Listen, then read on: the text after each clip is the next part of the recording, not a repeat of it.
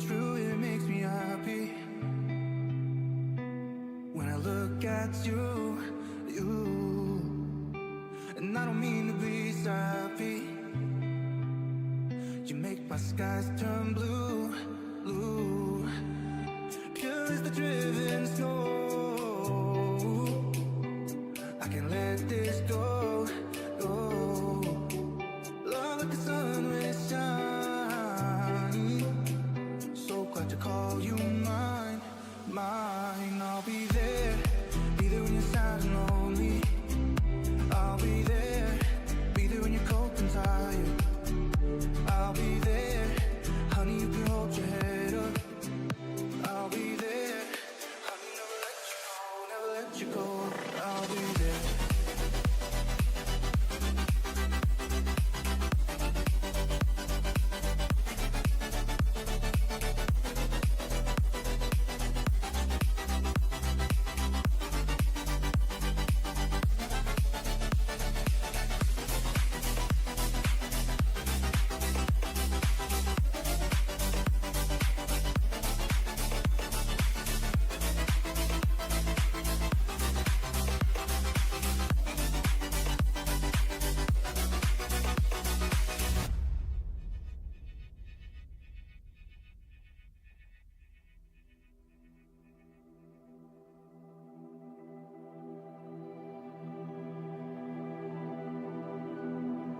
True, it makes me happy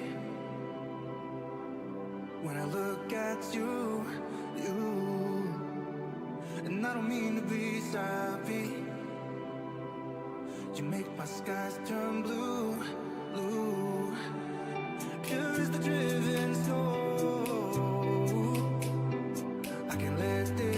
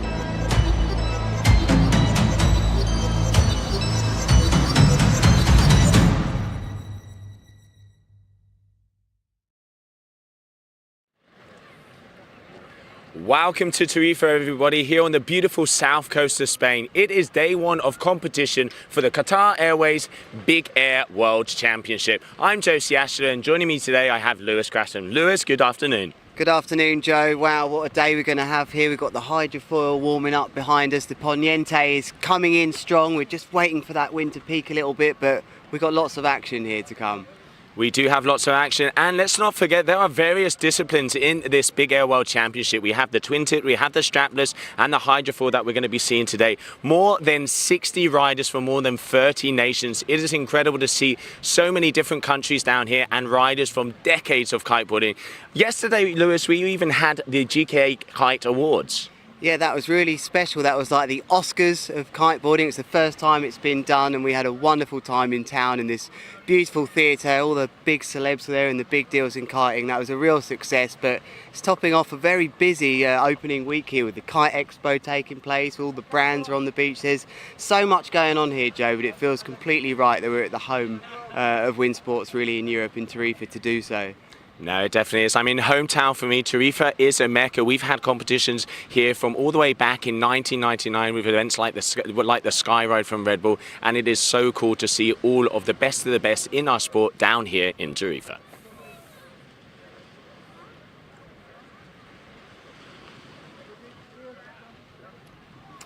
Yeah, and Joe, what's Welcome really everybody to the here Visit is Qatar GKA Kite Expo, where you can see everybody is starting to get ready behind me as we're going to have tests. We have the best riders giving clinics, and then also we're going to be showcasing some of the new product launches from all of the brands.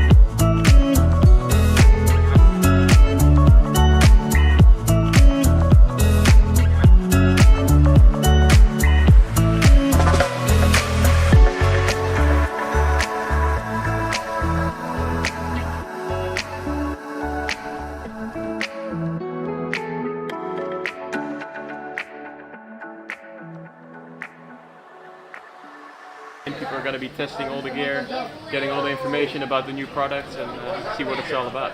It's a kiteboarding sort of simulator with VR goggles, and you can experience Carlos, dude and team rider, jumping off a huge cliff.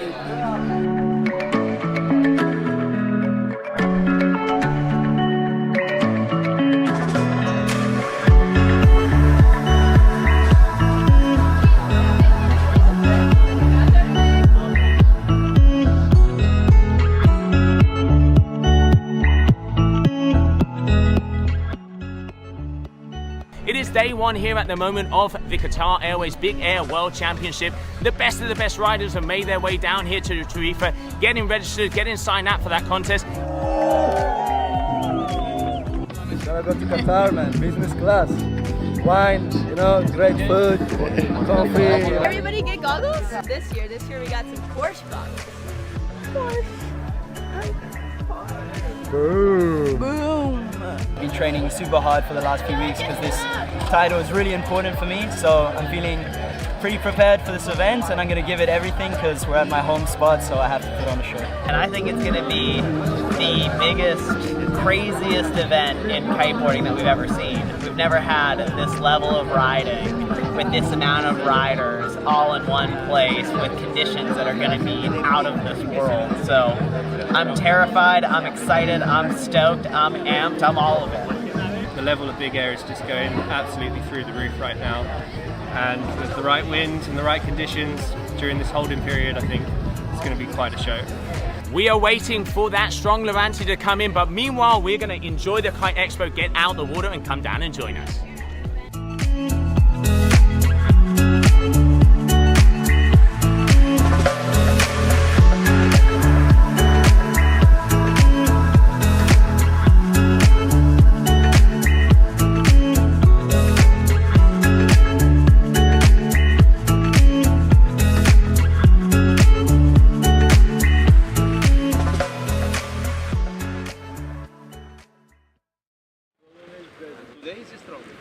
So I'm down here at the beach at the competition area of the Qatar Airways Big Air World Championships, and as you can see, equipment is starting to get ready, riders are starting to prep, and now I can see here on my right, I'm just going to walk over here because I can see Maxime Chablot, who is going to get ready to go out there in the competition. Maxime, good afternoon. Good afternoon to you. How is it looking? It's looking a little light at the moment, but you know, I can see you're already getting ready, got the old carbon full prepped. How are you feeling?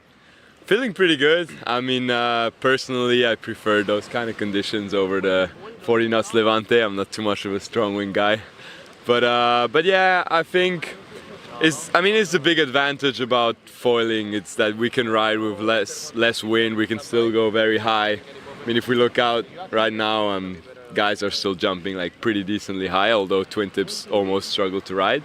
So I think we'll be able to get it going. I mean, it's a sunny day. The wind is good, like it's going to pick up a bit more, and yeah, we'll get it going. Maxime, tell me a little bit, I can see a lot of the guys out there, there's kind of two different kites. You have the inflatable kites and then you have the ram kites. Tell me a little bit of difference for the people back home to explain why some people use one and why some people use the other. Yeah, so it's a really interesting question actually. The tube kites are really good for kiting on the water because you can crash your kite, you can relaunch your kite really easily. They keep the same shape, it works really good. Whereas a foil kite will be way more performant aerodynamically, just because it has a more aerodynamic profile with double skin. It's able to go through the air way better than a tube kite.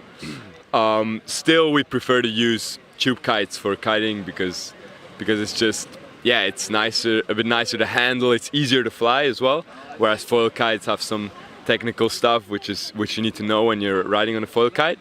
But definitely in lighter winds and to actually jump really high and hold in the air for a long time, a foil kite is the way to go. And obviously we have thermal winds coming here in Tarifa. It's even a little chilly down on the beach. Is that an advantage? Because obviously hydrofoils, like you said, you can go out in quite lighter winds, but what happens when it starts to get windier and stronger? I mean, the foil kites we have nowadays are really well done and have a lot of deep power as well, so you can ride them in quite strong wind as well. But I think if the Poniente really decides to kick in properly, above 20 knots, we'll see pretty much everyone swapping to tube kites and going for kite loops and yeah, just try and go high. I'll probably maybe stick to my foil kite because that's what I like to do on the foil, and yeah, I like to just stay in the air for a long time. There you go, little spoiler there. This man's going to be on his foil kite out there. Maxime, I wish you the best of luck. And I can see over here, looks like we've got some of the riders down here. And this young man over here has just won the Rookie of the Year. Finn Flugel, how's it going? You are a complete rider. You foil, you freestyle, you're on the strapless board. How are you feeling it down here in Tarifa? Here in Tarifa, it's like the wind, like what we had now, the Poniente is like light, but for foiling it's just nice. You can enjoy the already. Like I did, like it's like 12, 14 knots, and you can already like do kite loops and stuff. Yeah, it's nice for your foiling here. So Finn, telling the people back home a little bit about your story. You lived in Germany until you were about 4 to 5 years old, and then you moved all the way over to Egypt. So that explains why you are one of the best and upcoming kiters, because I mean, Egypt, the conditions out there, really nice. Which do you prefer? Because obviously you must have a favorite. Yeah, like I really love Egypt. It's like a really nice spot to train. Also, like for freestyle, it's like a nice spot for me because it's like the wind's perfect. I can, like in summer days, I'm always on my 9, like super powered. But like my favorite is for like freestyle and for all of the sports. I think is Brazil. It's just like you have everything. You can go foiling, freestyle, bigger. It's just like the best spot in the world, I think. Well, Finn, I wish you the best of luck. I hope to see you up there on the podium, and great to have you down here in Tarifa. We're going to continue on because I can also see a man I have here behind me. This guy here, this man from the Dominican Republic. He even competed when I was competing, and trust me, that is a long time ago. Mr. Alex Soto, welcome to Tarifa. Thank you a lot, Joe. I'm happy to be back. I've been sleeping for such a long time, and I feel now that I'm getting awake thanks to the Hydrofoil big air. And I'm here to demonstrate what I can do to you. Maybe you get motivated and join me. Oh, I'm definitely going to get motivated if you're out there.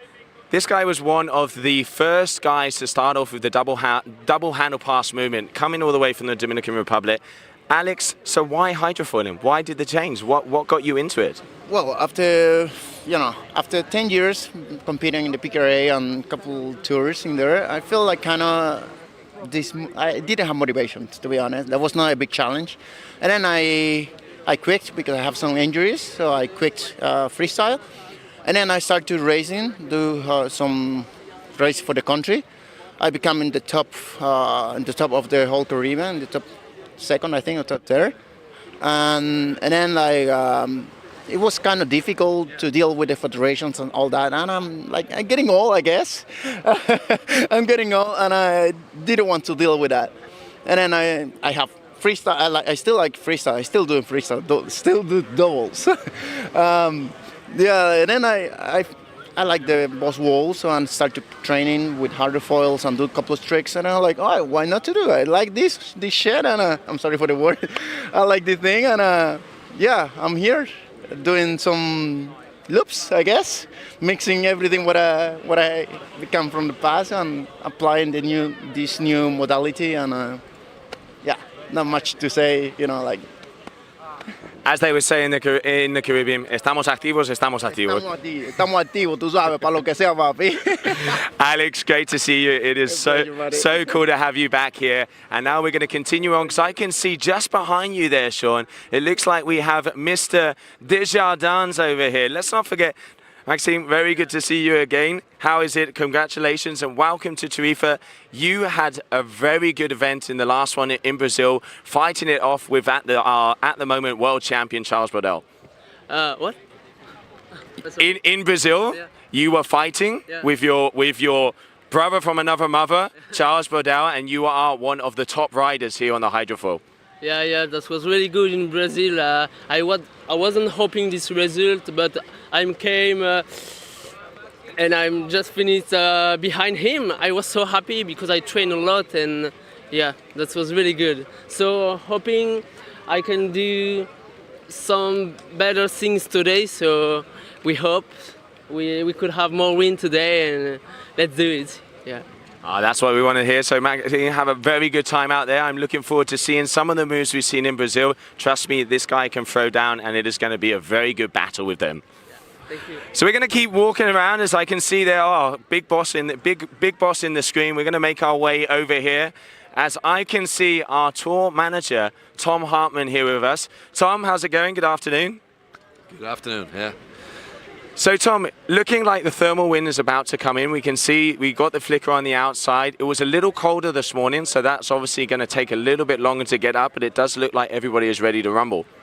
Yeah, we are ready. I mean, we met 10 in the morning, we had a skippers meeting, the wind was still light, and it's been steadily increasing since then. But we run a bigger competition, so we want to use really the best time of the day, and that's usually somewhere between 2 and 4 or 5 in the afternoon. But the boys are out training. I mean, we have wind. We just aim to have a few knots more to really get the best action of the day on the right time, Yeah, I mean, that is what we're looking for because it is that big air to see. It is really impressive to see what the hydrofoilers can do because obviously they can go out in quite lighter wind, but even so, I mean, we've already seen some of the guys hitting the 10 to 15 meter mark. I can't wait to see what happens when we get 20 to 25 knots. No, absolutely. It's amazing if you see the guys they've been training now for an hour or two with basically 15 knots and they go 10 meters high.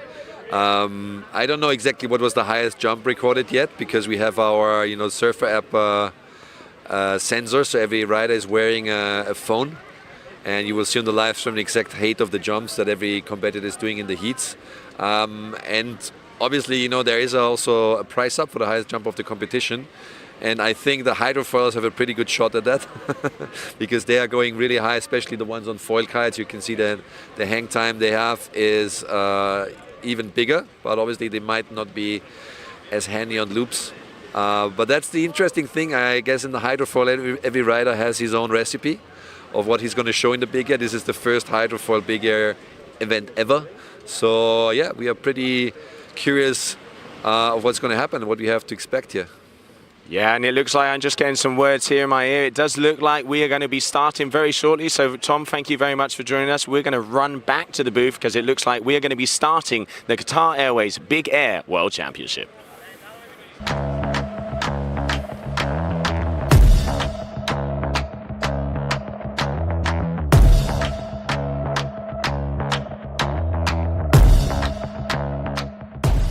Competition here in Tarifa. The name of the game was windy. The traditional cross offshore wind, the Levantera, blowing 40 to 45 knots, and the guys and girls having to deal with it out on the water.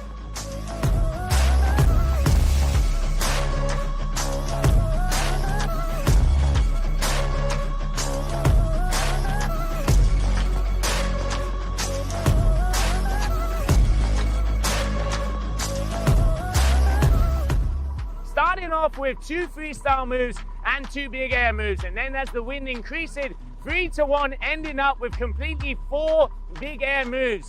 This is the new format of competition, adapting to the conditions, and man, were the guys and girls going high. Standouts definitely had to be Oswald Smith, the South African.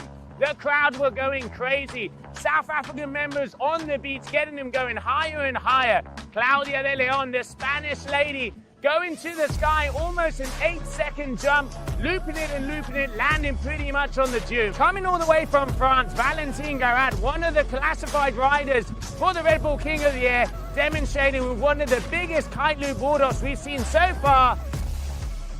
This is the first time we have some big air in the GKA.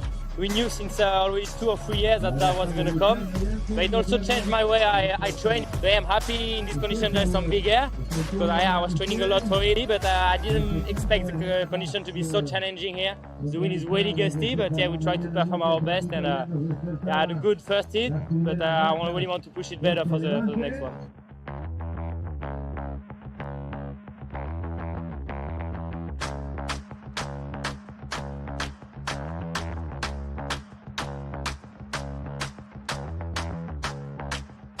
Strong conditions here in Tarifa, and looking forward as we've made it all the way to the semi-finals of the ladies and all the way through to round 4 of the men. Tomorrow it's going to get windier. Make sure to get some stones in the pocket. Stay tuned. Follow us on all the social media. Day 3 coming at you tomorrow.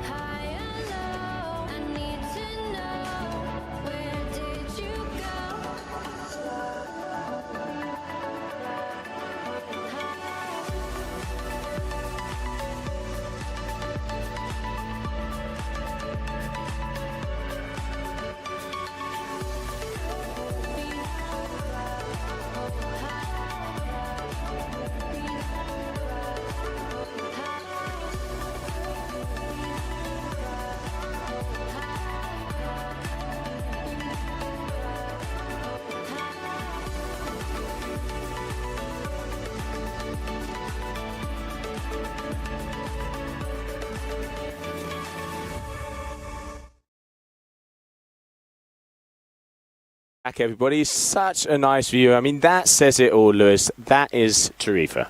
Yeah, it's a wonderful day on the beach. There's been plenty of days like this lately, Joe, with the Poniente wind. That's the west wind which has taken charge for this week, and it's such a good time for every level of kiteboarder to get out there, try some of the gear from the brands which have been down here. This is a classic view here in summer, Joe.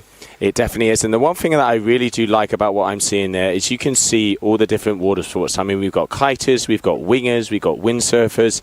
This is why this place has been known as one of the worldwide meccas. You've got more than 300 days of wind here in Tarifa. And like you said there, at the moment it is that cross-onshore side wind coming in from the west, that pure Poniente. But it looks like we have a thermal effect today, Lewis. Tell me a little bit about that. Well, I mean, in my opinion, the thermal tends to build a bit better with the Levante, but you reckon, I think we're right by the big sand dunes here, and the hill that passes by can really draw that wind in quite well. And we're looking at, winds peaking at 17 to 20 knots already. So one thing for sure here, Joe, is whatever forecast you see, you must add 5-10 knots on for sure. No, absolutely. I mean, Tarifa is known at the moment. We can see we are here at the Vaqueros Beach. This is the first day of the Qatar Airways Big Air World Championship, and we are going to be starting off with Hydrofoil, because obviously one of the things that really amazes me about hydrofoiling is they can get going in nothing. Yeah, and you'll see on your screens right here every now and again one of the riders that's warming up to compete just take off. There's word going around that one of the athletes jumped 25 metres yesterday, and that can only have been around 25, maybe 28 knots spot close by. But that's why they'll be first, I think, in this this order. We've got the twin tips and the strapless, but because of that access to low wind, you're going to see these guys already boosting quite impressive heights, which is great for the crowds today who've come to. It's all about big air, this event, Joe, and it's great that these guys are rightly included now. Yeah, no, big air is the name of the game. Big air is the name of the game. And talking about the game, Lewis, we are 3 minutes because that red flag for heat number 1 is just about to start. Wow, it really is going to happen. So we will have, taking a look here, we will have one of the two Dominicans, I think, in this hydrofoil. Only 7 riders, Joe, but we will have Joselito del Rosario. He's going to be up against Jamie Overbeek. Yeah, Jamie Overbeek, I mean, that guy can jump. He has one of the highest jumps so far, but here we can see there is a full fleet of men out there. As here we have on screen, that is our ladder. So starting off, we're going to have Joselito de Rosario and Jamie Overbeek. That's going to be coming up in about 2 minutes. Then we have Maxime Desjardins and Alex Soto that we had down there on the beach. It is so good to see Alex Soto again. I mean, he's from our era, mate. It is so good to see him back in action. Maxime Chabloy is going to be going up against Finn Flugel, and then at the moment, Charles Brodel, he has a bye because he has the ranking from last year and he is our current world champion. Yeah, and if you look carefully there at the seed, the important thing there for you to look at home in, let's say, at round 1 is look at how the riders have been seeded. And as I've been informed, that was taken from the hydrofoil event in Brazil last year, where of course Charles won that one there, and everyone else there has fallen into line with where they finished there. So that's why he's been rewarded to go straight into round 3.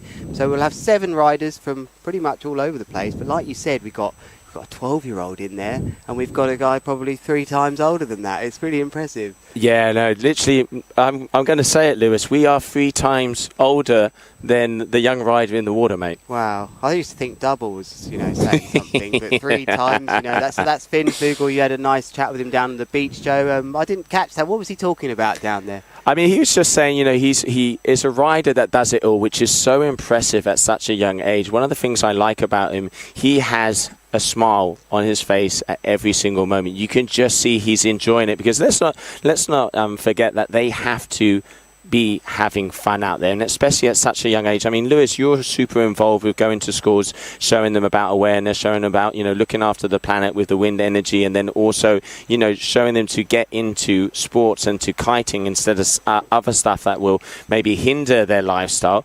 How nice is it to work with children? Oh, it's the best. I think it's one of the most definitely rewarding parts of my life. I absolutely love doing that. And there you can see, I think that's Jamie Overbeek on your screens there with the ozone on a foil kite with the white helmet. But just going back to that, Joe, working with young people for me is amazing. And one of the key things, I think, to them having a good time and having the fun, like you said, is having that support from the parents, but a good balance. And his parents seem to be nicely there when he needs them, but you know, they're letting him make some big decisions, and he's learning a lot about life and the world, travelling. But here we are with some action on the screen. I think someone just copped it there with the right foot, and this will be Jamie Overbeek. So I think we're on here, Joe. It definitely does look like we're on. I can see him looping that kite going down. So starting to speed off. Here we have Jamie Overbeek. Let's see what he's going to start off. Oh, double rotation, taking the board off, looking like we're going to be aiming, even going out of focus because he's going so fast like that. That did look like a double back rotation with a board off, Lewis. Yeah, it did. And what's been very clever about him, his brother's been speaking to me on the beach, just saying all he's doing is jumping and is practicing. He didn't want to give anything away to the other riders, and that was probably why, because he had that in the locker to open. So quite a big move to open with there with a double back roll with a board off. Might have even been a triple. We didn't catch that last bit, but there he is on your screens, looking very comfortable, Joe. It definitely does. And let's not forget this heat. What happens is we have 7-minute heats with a 3-minute transition. The top 3 moves are the ones that count. And then we got that secret sauce, that little extra score, which they look at the overall impression. Tell me a little bit about that one, Lewis. Yeah, they're going to be, you know, it's a bit of a variety score, as we see a nice landing there from the other rider here, which would have been Joselito. But that extra 5-point score out of 5 points, which would give a total of 35, will be really about the show that they put on the variation. But here is Overbeek again with a nice front roll board off as well. Are we going to see him land that? Yep, look to me like he's stuck that as well. So good start for him, Joe. He's looking like he's really taking control of this early heat. He's going to be a guy to watch here. Great rider in twin tip as well. No, he is. And I mean, as we said before, he's one of the guys that is pushing some of the highest jumps in the industry at the moment. So, you know, when it comes to big air, this boy definitely does know what he's talking about. But this guy, El Tigre, El Tigrazo, coming out of the Dominican Republic, Joselito del Rosario, he is also a very complete rider. And I really love the aggressive style that he has. Just look at that. He's like a tiger about to pounce. Let's see what he's going to have for us now. Is he going to be turning around, or is he just going to decide? No, there he is. Okay, goes up. Looking like a nice back, double back rotation, taking the board off. So Lewis explained to me, it looked like he is deciding to grab the board from the nose, and then we were seeing from Jamie, we're seeing a little bit more kind of like at the back of the board. Does that make a difference? Well, I mean, personally, I haven't taken the board off with Hydrofoil, but I imagine it makes a big difference on where you take this board off with the different weight of the board and where the mast is down below you. So let's see what Jamie's going to do here. He's gone straight into a back roll. Looks like from the strap that he was taking that one off. Sorry, we just went out of focus slightly, but great control to stick that on. I'm not sure he's going to get a great landing score for that one, Joe. And landings are so interesting with these hydrofoils, you know. I was down on the beach talking briefly to Joselito before this heat, saying, is it possible you can get that magic landing where you end up riding fully levitating out of it? He said you can actually do that. So that's what the judges will really give top points for. Yeah, for example, our current world champion, Charles Brodel, coming out of France, he is a specialist at that, and he really does get the extra, you know, the extra kudos and the extra shackers from the judges when he manages to get that one. Oh, kite loop, Lewis. Yes, a big back roll mega loop it looked like there. He even had enough time to wave to the fans on the beach. As in the background, I think Overbeek's going to boost now, but that was really upping it here, and I think he needs to. But here is Jamie on your screens, very much you know, known in the big air twin tip discipline, but he's so good at taking the board off and has such good control that a lot of those riders that have those board off skills can adapt here into this discipline. So here he goes, Joe. I really like how they can start to gain up some speed going up. Oh, over the top.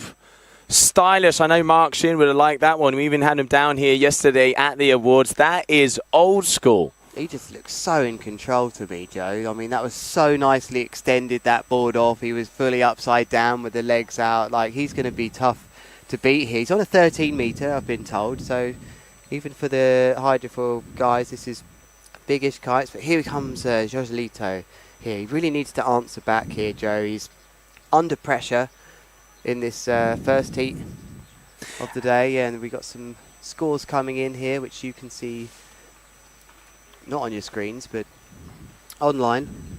Yeah, let's not forget you can go to the www.GKAKiteWorldTour.com/live and you can see all of the live scores. We have the live ticker that's going to be giving you updates on the competition. And also, new to this event, we also have an online magazine that is going to give you the ins and the outs of what has been going down here. We had everything from the Visit Qatar, GKA Kite Expo, and then also the Qatar Airways Big Air World Championship. So everything you need to know of what is going down here in the Festival of Kiting that we have in this beautiful town of Tarifa. Make sure to go and check out that one out. And even a rodeo there from Jamie, imitating the old strapless style. Yeah, and it's almost another landed trick for him. Just to remind you, it's their 3 best trick attempts scored out of 10, which will be added out of their maximum of, sorry, it's 10 actually. So they get 10 trick attempts. Their 3 best ones are going to score out of 10, and then that extra 5 sort of variation score. So it's out of 35, and Overbeek to me looks quite comfortable in this heat so far. He does look like he's loosey-goosey, as Mr. Angula would say. And going for the board off. Going for the kite loop board off, but just not quite getting that board back in. That is one of the biggest moves we are going to be seeing. And that was actually some of the moves that we saw in contentions for the best move of the year that we saw yesterday at the awards.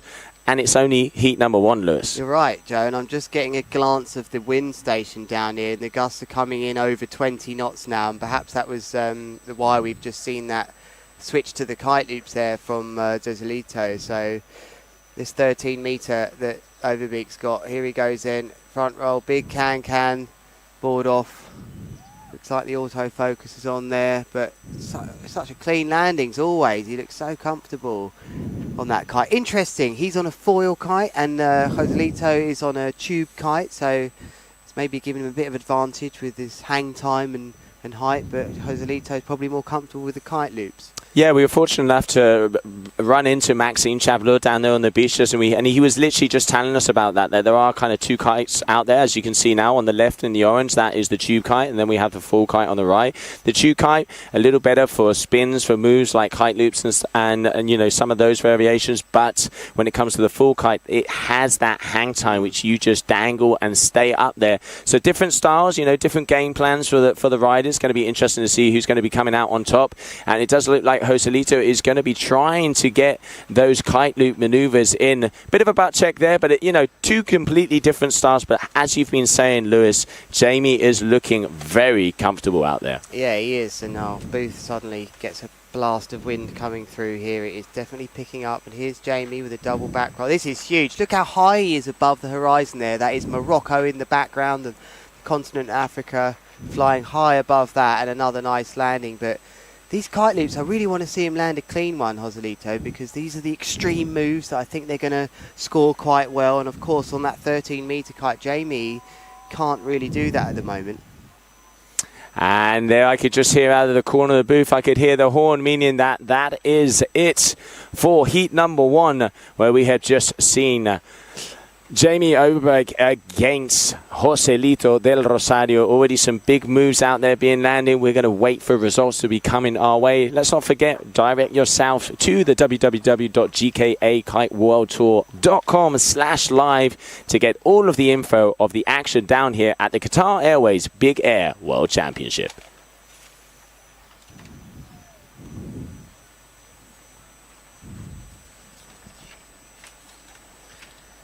So coming up next then, Heat 2, we'll have Alex Soto and Maxime Luan Desjardins. Not sure who's going to deal with this heat. You know, I haven't seen these 2 on the water yet, Joe. Alex Soto, a name that we remember from the freestyle days, and Joe rightly mentioned out there that he may well be 3 times older than the youngest rider in this. Who'll come up in heat number 3. That would be Finn Flugel. Oh, we've just peaked a 25 knot gust.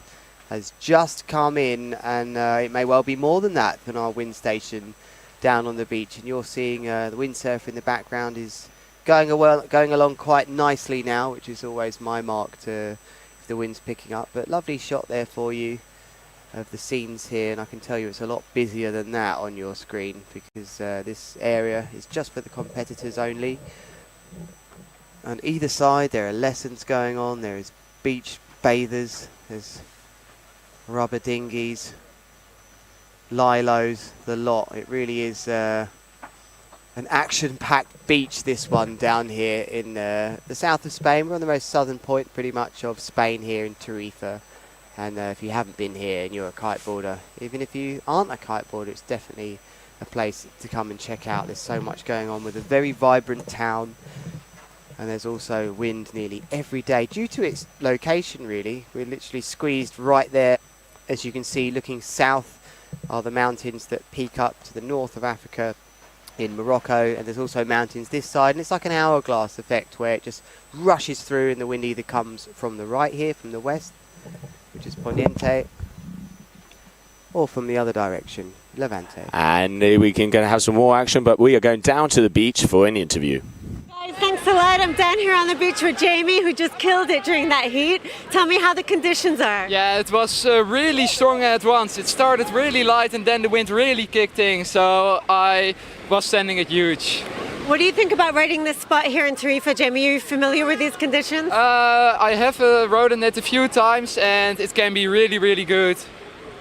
Awesome. And your objective here for this event? Are you on a mission? Yeah, for sure. Do you want to send a message home to the people watching on the live stream? Hello people that are watching the live stream. I hope you're enjoying it. Awesome. Thanks a lot and good luck for your next round. Thanks. Back to Lewis and Joe. Thank you. Thank you very much, Gemma. She's great on the beach, isn't she, Gemma? Nice to have that insight there from Jamie, who's, like I said, his brother. Oh, someone's caned out the back there. But his brother, Jamie, is on the beach. And who have we got on the water there then? So we've got Maxime and Alex about to get going in for this heat number 2. And it's already going, I believe. And definitely the wind did kick in nicely there too. I think we're going to see more kite loops. And it's a rider, it's the duotone rider. Yeah, it is definitely looking like the wind has picked up. Lewis, I just jumped out the booth there for a second, and even I could just see everything flying around. It looks like we've got, already getting past that 22 knot mark, and we are just about 1 minute into this heat. Out there on the water, we can see Alex Soto and Maxime Luan Desargans. Let's not forget Desargans. He was the rider that came in second position in that event back there in Brazil. And as you can see here, we have the Surfer app already getting all the G-forces, the kilometers, the meterage, the seconds in the air. Really cool to have these guys on board to get all of that info. Super interesting app. Yeah, and these riders don't have to have it. It is a choice for them to use this and be out on the water. Anyone can get it. You don't need the latest smartphone for this app. Take an old phone with you, it'll work just fine. And this is great to have these live metrics coming in, Joe. It's really useful for us and you at home to get an insight to how hard they're landing, how long they're in the air, how fast they're travelling through the air, which is great with the kite loops. And also, of course, how high they're going. So, very tense start to this heat, Joe. No one's really gone out ahead for me. Turning round to go right foot forwards then. I think that's Maxime. Yeah, both of these guys very talented. There you can see on the water right now on your screen with the blue helmet, that is Alex Soto, who has already hit 10.5 meters. Yesterday, I know Charles Waddell was out there on the water testing out the Surfer app on the Hydrofoil Freestyle, and he was even getting around 20 meters jumps. And I reckon there was probably not anything over 25 knots. So impressive to see. I reckon we're going to be seeing some very big jumps out there today. Yeah, for sure. On your screens there, we just didn't see the perfect takeoff there from Alex Soto, but we did hear, Joe, this looks like it might be a nice board off. Yeah, nice, rides away from that nicely then does Maxime, and I think that would be a reasonable score. And here goes Alex then with the blue helmet. So these are your two riders then in heat number 2 for, it's the Hydrofoil Big Air, the Qatar Airways Big Air World Championships here in Tarifa. Thanks for joining us wherever you've tuned in from on a Sunday afternoon. Maybe it's a Sunday morning. Maybe even it's a Monday morning from wherever you are in the world. But we've got someone slammed a Cabrina out the back, but on your screens, left foot forwards now is coming in, is Maxime. What's he got? Doesn't look like he's going to boost here to me. Signing to the beach actually, Joe. He was definitely signing something to the beach there. I wonder if he's thinking about changing. I don't know. Yeah, let's not forget some of these guys, they have caddies out there. One of the things I do like about the tour is that family vibe. You know, everybody, we were saying yesterday at the awards, you know, there's generations of kiters out here, and it is so cool to see everybody just joining us here for this event in Tarifa, and they help each other out. So I reckon maybe that could be a sign, like you said, to someone on the beach, you know, get that other kite ready, I'm going to go even bigger, or change something down. You know, they also have the live scoring, so they know exactly what they need to go forward, what they need to be able to take it out. But at the moment, just going through the sky and getting a nice amount of hang time, that's Desjardins.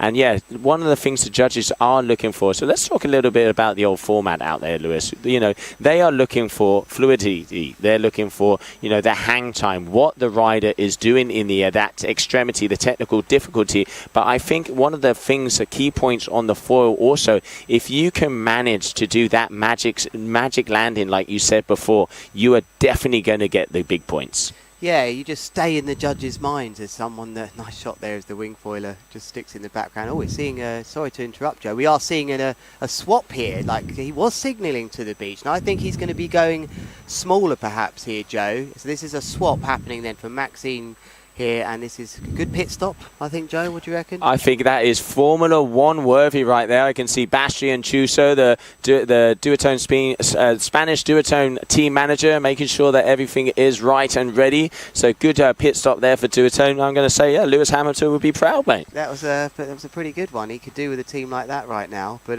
just going back to what you were saying about, you know, how they're getting scored. This is big air. Height is going to be one of the major factors here, but what you have to remember is it's no good just going super high. It's about what we're doing in the air as well, which will impress the judges.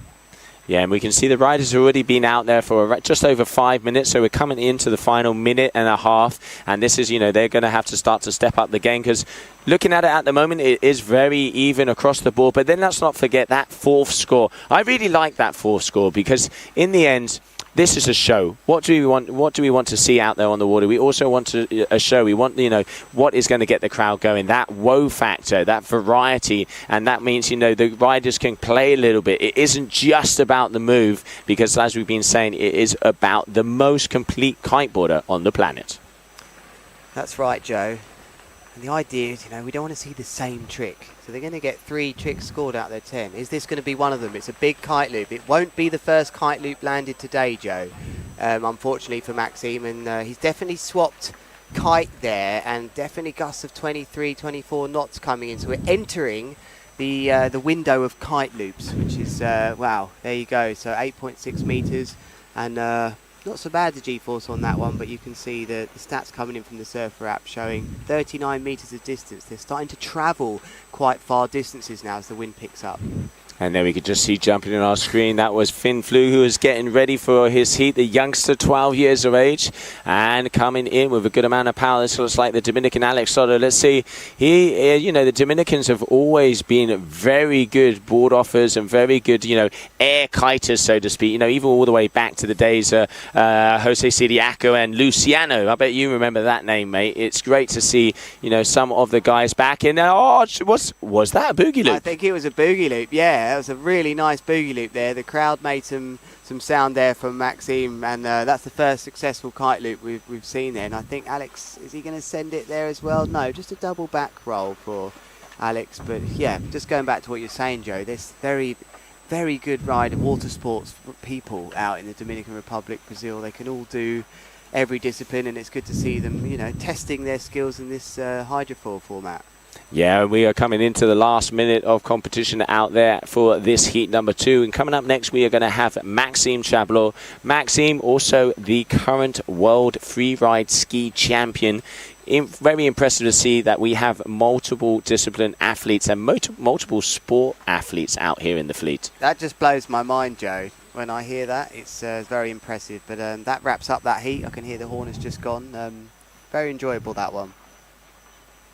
So yeah, very good action out there on the water, waiting to see who is going to be going through. Because let's not forget, dingle format out there at the moment, meaning that the winners of round number 1 will jump automatically through to round number 3. We already saw Charles Brodel has already made his way up there because he has seeded number 1, and then the other 2 riders are going to be able to battle battle it out down in the dungeons of the heat and round number 2. But yeah, now I think we have a few replays coming up and we can see the action of that last heat.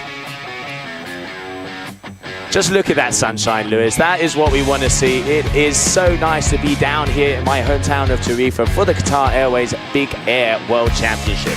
Yeah, he just couldn't stick some of those moves, unfortunately, for Alex. But there was the big kite loop moment where we thought, right, the wind is picking up now. The riders are starting to switch to smaller kites. And we did eventually see one landed. There's lovely support from the beach down here on a wonderful day. And we're definitely going to have more and more high-quality hydrofoil action. This is only the first heats, Joe. We're already seeing boogie loops thrown in. It is definitely very impressive to see the action, and here we have it at the moment. We can see that first heat was won there by Jamie Overbeek, and then we are going to see just waiting. Okay, so Joselito del Rosario also making his way through on that one, and we're going to have to see who are going to be our winners.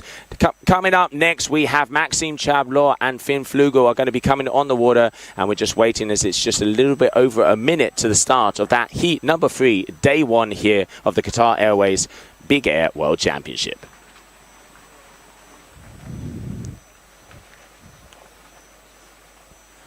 Start when you're ready. Start. Okay, guys, I'm down here with Alex Soto. Alex, you were flying in that heat. Tell me how the conditions were. Well, the conditions quite good. I'm still kind of breathe. I'm so excited to be here in this fair event in Tarifa.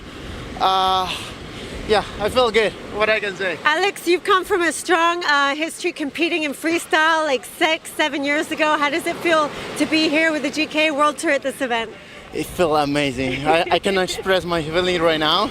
I'm still shaking, not because I'm nervous, but the excitement. I feel great. Un mensaje para todo el mundo viendo desde casa. Stay tuned and a coger aire. Gracias. Mucha suerte. Good luck for your next round. Thank you so much. And back to Joe and Lewis. Thanks a lot, Alex. Muchas gracias. Bella. Felicidades.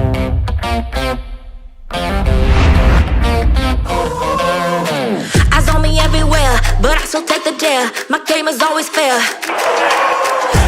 will always be impossible to beat. I will explore the comfort more, 'cause I'm a boomerang, I'm a boomerang, I'm a boomerang, I'm a boomerang.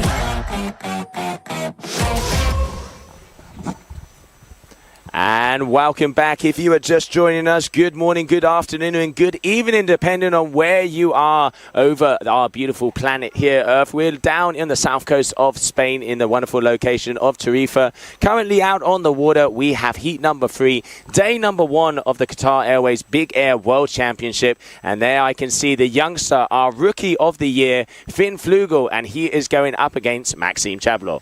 Yeah, if you have just turned this on, what a time to turn this on. This is a big deal heat here with, you know, multiple talented riders here. 12-year-old on the water, and he's going to be really tested here. But maybe this is in his favour, that the wind's still not absolutely nuking, but we are seeing 25 knots gust. Here it looks like the man himself, Finn Flugel, on your screens, loading up to open his account here.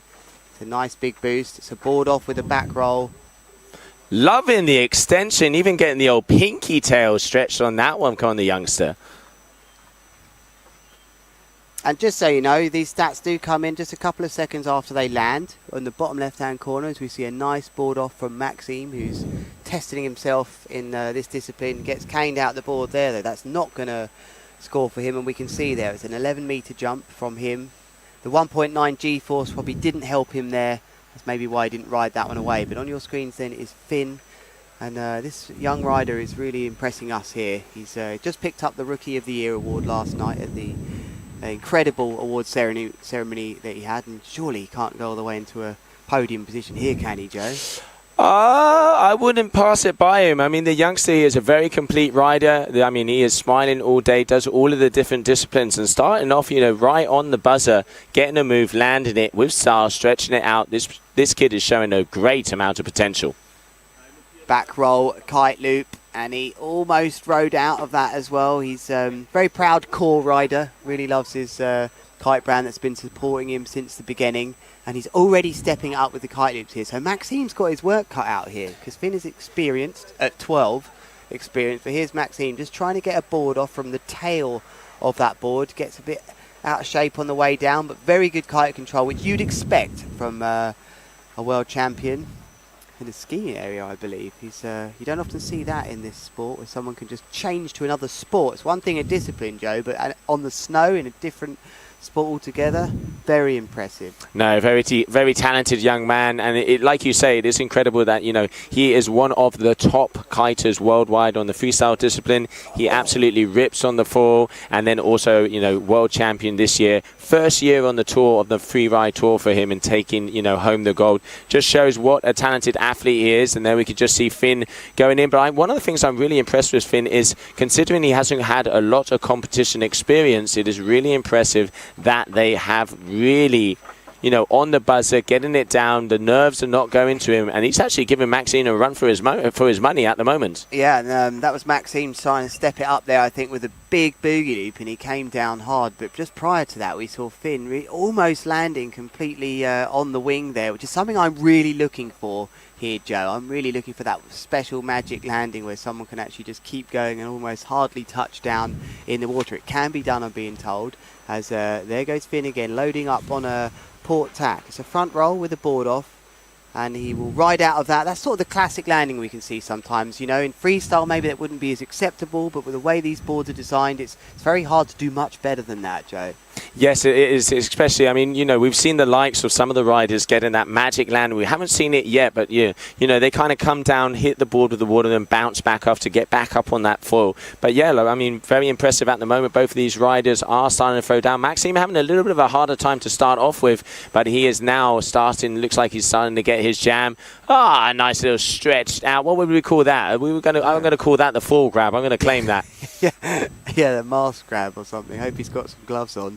Don't want to put your hands down there too hastily. But here is Finn Fogel then, coming in left foot forwards again, and it's a mega loop there. You can see just gets flung towards that one, and a big bomb. Unfortunately, I don't think he's going to score very well for that. So he's trying to get the kite loops on the board, and that looked like a shot there of the coach himself. Fabio Ingrosso was with his hands in the air. I wonder if he was giving him a sign, because he loves to also work with young people. Good to see him amongst many faces in the sport that are here to witness this incredible Qatar Airways Big Air World Championship. We're in Tarifa.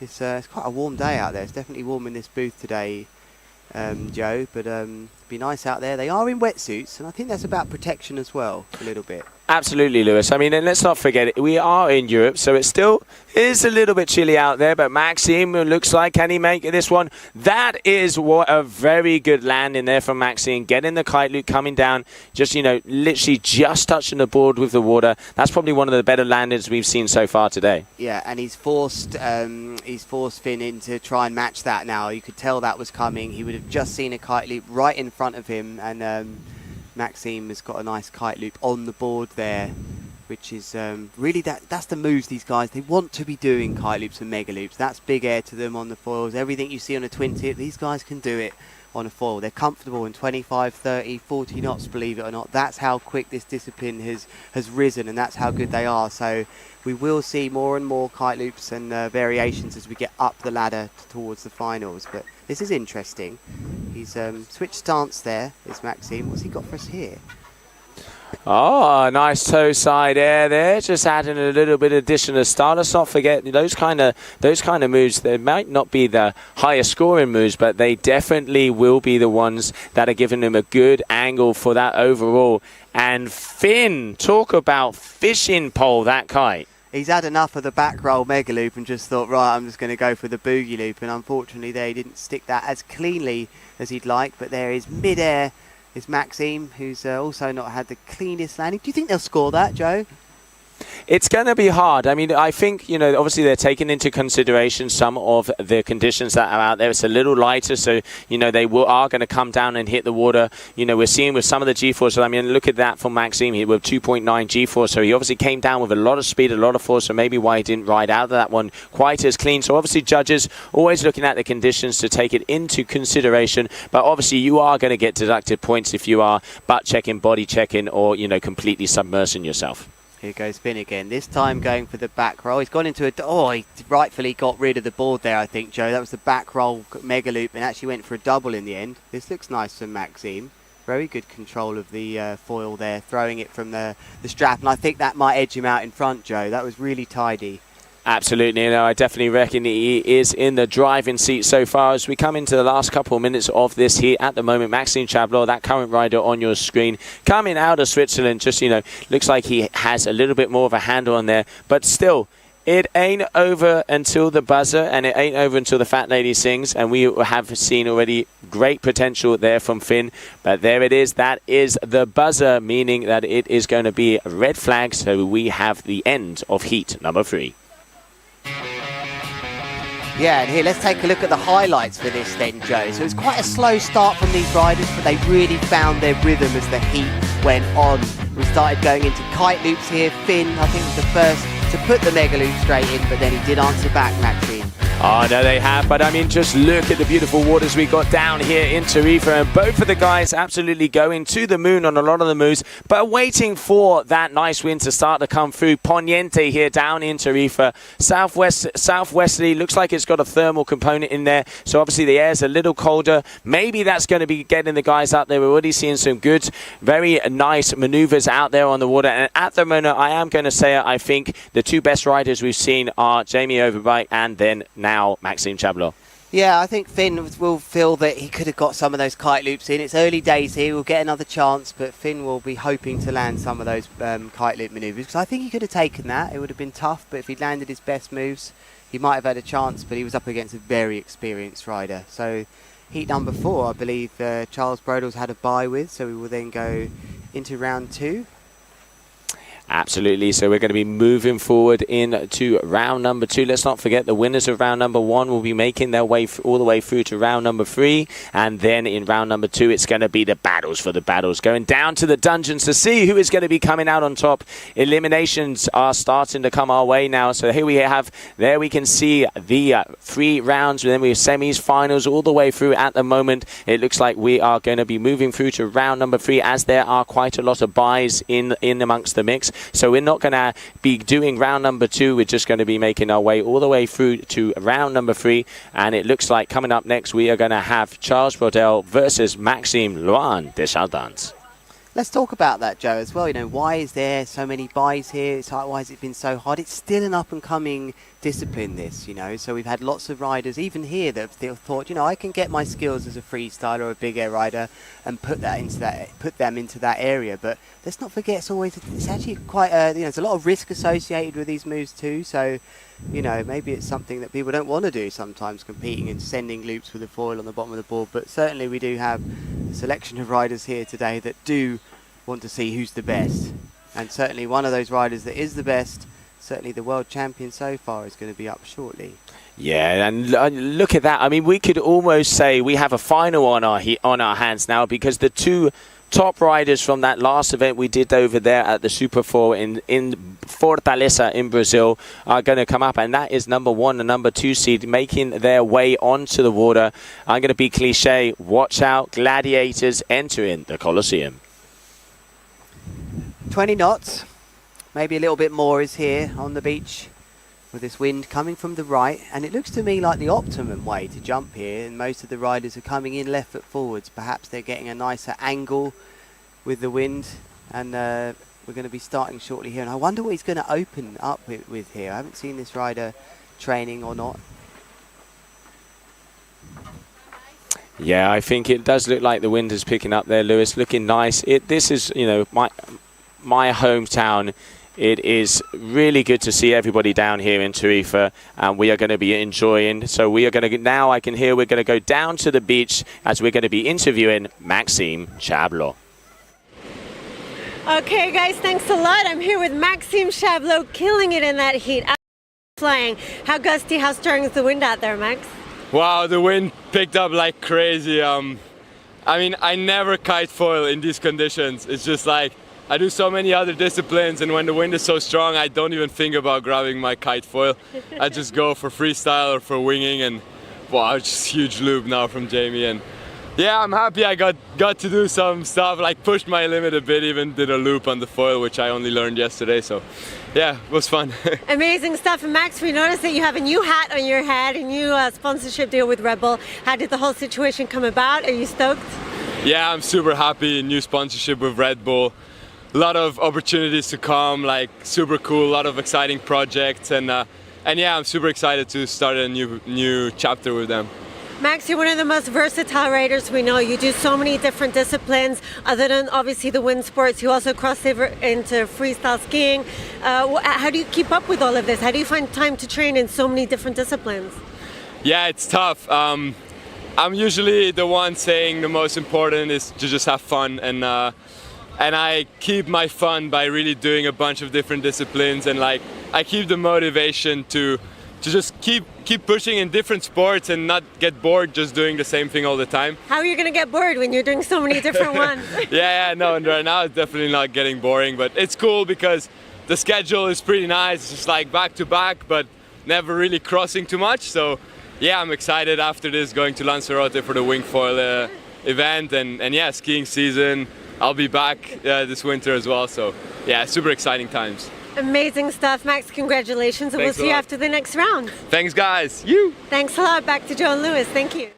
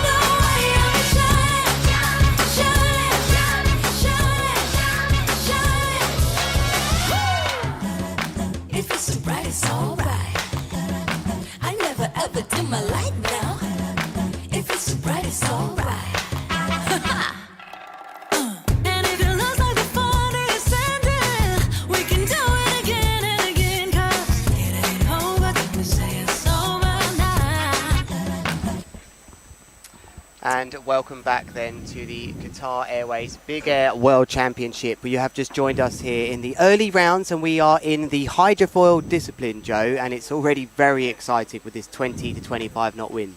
Yeah, it was really good to catch up there with Maxime Chablot down on the water. We just saw him there, wearing his new sponsor hat, just joining the Red Bull team.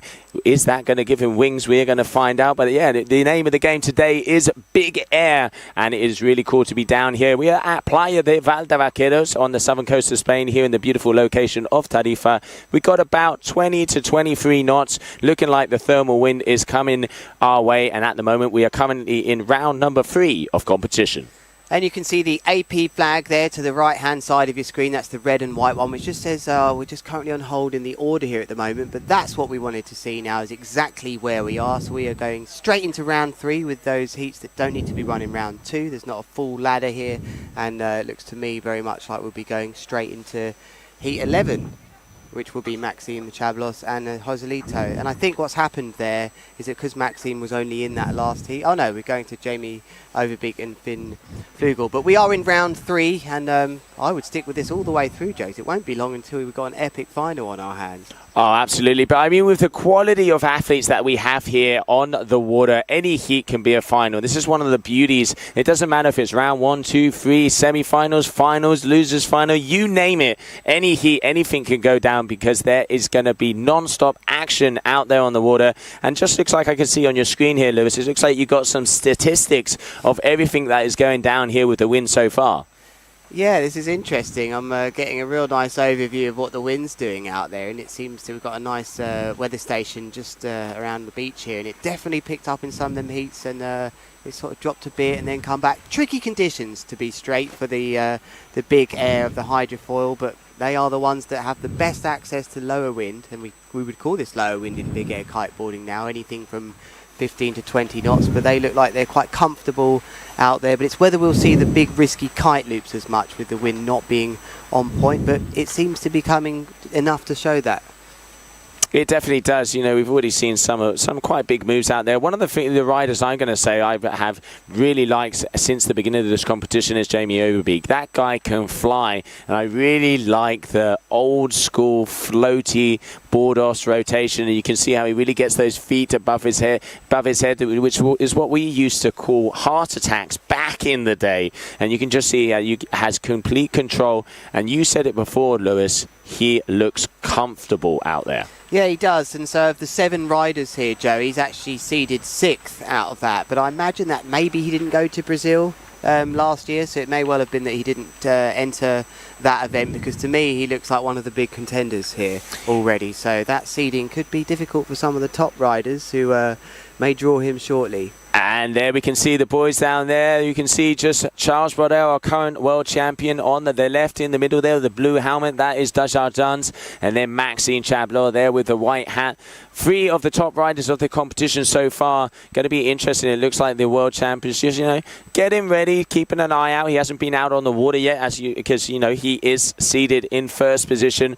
But I bet he just wants to get out there. Saw him warming up yesterday and trying to try out that Surfer app, and he was already making his way through to about 20 meters of height. So going to be interesting. I want to see who is going to be going higher, because as we've been saying all day, this is a big air event. There is the red flag then, which indicates to the riders there is 3 minutes until the start of this heat. There's colour-coded system here, which is very clear to the riders. Then when they know the heat is on, the green flag will indicate that the heat is on. It's a 7-minute heat, and actually the green flag will come down after the 6th minute to indicate the final minute. And then we'll go into a red flag again. The yellow is 1 minute, and we go on and on and on like that until we get to a winner. So great shot here, Joe. So much going on. We've got the media team. That's Julian down there filming one of these riders. There's a support team down there, the 2 girls to the right. I love these shots. Yeah, it's good to see the action down here. It is summer here in Tarifa, so it's going to be that time for people just to grab a nice little cold beer, get yourself, because it is a world champion competition out there. And then we could just see a nice little interview being made there with Charles Brodel. I would like to be a fly on the wall, because he hasn't been in the water, and watching some of the riders out there, I wonder how our world champ is feeling. Yeah, I would love to know as well, especially after that heat with Jamie Overbeek. I wonder if he's keeping a close eye on him, Joe, because this is amazing. You know, we're only heats away from somebody being able to call themselves a world champion. Yeah, and it's great to see also we have world champions from other disciplines. Let's not forget, it is not just about hydrofoiling here at the Qatar Airways Big Air World Championships. Today, as the winds are a little lighter, we're starting off with the hydrofoils because they have the biggest advantage in these, let's say, softer or lighter winds. But then we have more than 60 riders from more than 30 countries, 4 disciplines. We've got the twin-tip men, twin-tip women. Then we also have the strapless men and strapless women. We are going to be mixing it up all week. The waiting period is all the way over until the 5th of July, excuse me, getting my months mixed up here at the moment. It's been a busy week. It's been a long week. So all the way over until the 5th of July. So looking forward to seeing the action. It is already looking good on Tuesday. It's looking good as of the 2nd. Levante is coming. I hope it is going to be blowing its socks off. But it's been a very successful week so far, what with the exhibition that we've had with all the brands. It's been really accessible for all riders of any level to come down, grab a kite, try it on the beach. All the pro riders have been here from the different brands as well to lend a helping hand and really put on a good showcase for the kiteboarding world. We had the first ever GKA Awards last night, Joe. I believe you were there. It was a very good awards ceremony, very successful, where we crowned all sorts of different people, from the best move of the year to the women's rider of the year and the men's rookie, and of course the social rider. But here we are on our first day of competition, and it's the Hydrofoil, and we can announce a winner then from a previous heat, Joe.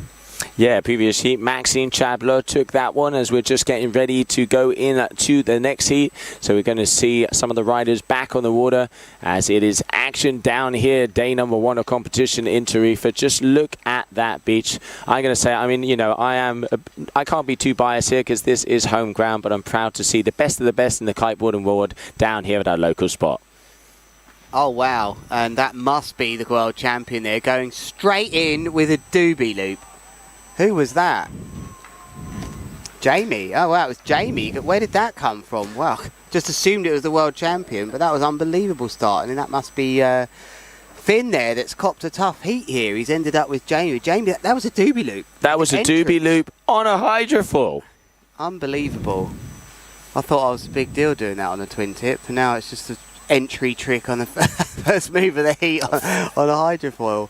That's how it goes, Lewis. That's how it goes. It is incredible to see how the sports and the different disciplines are progressing. And Jamie starting off with a bang. It looks like so now he's changed to his inflatable kite, and that is to add those moves in. Here we can see that he is starting to power up. Let's go big. Let's go, go, go, go, go. Goes up, loops it. Wow. Late back roll. Look at the height. Look at the control. And he's staying up there. He's got the thermal. He's got the thermal. He ain't coming down. Put your hands together. Jamie Overbeek, how high is that one going to be? Let's wait for that surfer. Already 16.6 meters, Lewis. And 11.8 seconds of hang time. That's the most impressive part of that for me, Joe. The hang time, anything near 10 seconds is great. But wow, that was lovely. Like 102 meters he covered. That you never really get into triple digits. That's wonderful data from the surfer app there, which is just simply a phone that these riders are taking out in the water, and you can do the same for free. Great stuff out there on the water, but look at that. Finn's upped his game as well because he is seeing 8.5 meters. That's the highest we've seen him jump so far. So really good to start to see the guys, you know, stepping it up. But if you're up against this man there, front and center, that man there who is already touching the sky, here coming up for his third maneuver. Back roll mega loop into a second back roll as well. He just have to ditches that. Even that crash was quite controlled. Or well, it was until that kite Hindenburg. So that was a commentator's curse right there, Joe. But maybe Finn can take advantage of this now.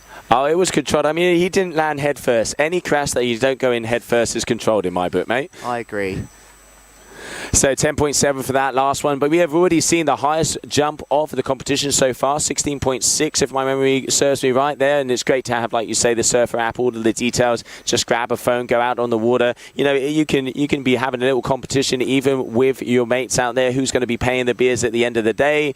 You know, you can compete with other riders that they're uploading it from all the way around the world. So great to see. And now at the moment it looks like that kite has a slight issue, but they've released it and it's secure. So great to see our water crew getting ready there. It looks like he's released that kite, and now continuing on, let's see how Finn is doing out there on the water. Yeah, he's had no option but to release it there, Joe. I think he's had a line tangle around the tip here. Big drama then here, because I don't think he's got 3 chicks on the board here. The jet ski's seeing if he's okay. Meanwhile, Finn, can he try and get back into this heat with a front roll with the board off? He can't stick it, so I'm going to go back to this real drama here with Jamie Overbeek. So he's had the kite shoot right over his head there, perhaps a gust or even a lull. It's landed around the tip as the bridle's gone, and he's had no choice. And this is a great bit of advice for anyone in this position. If things aren't working out with your kite and you've got a bridle wrapped around it, you've got to release it first.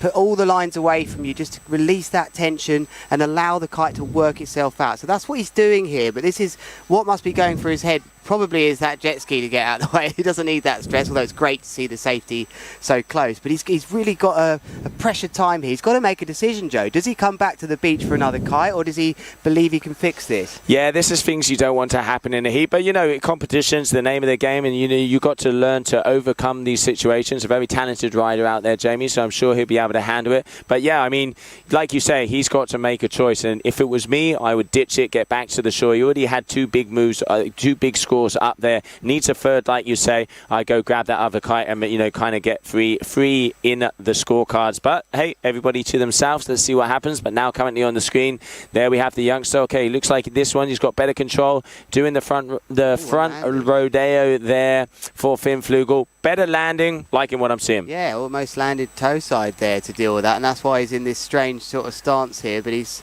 fixed it quite well. I'm really interested to see what Jamie's done here. I mean, he's got an unbranded kite here. I'm going to imagine that is a prototype, an ozone prototype.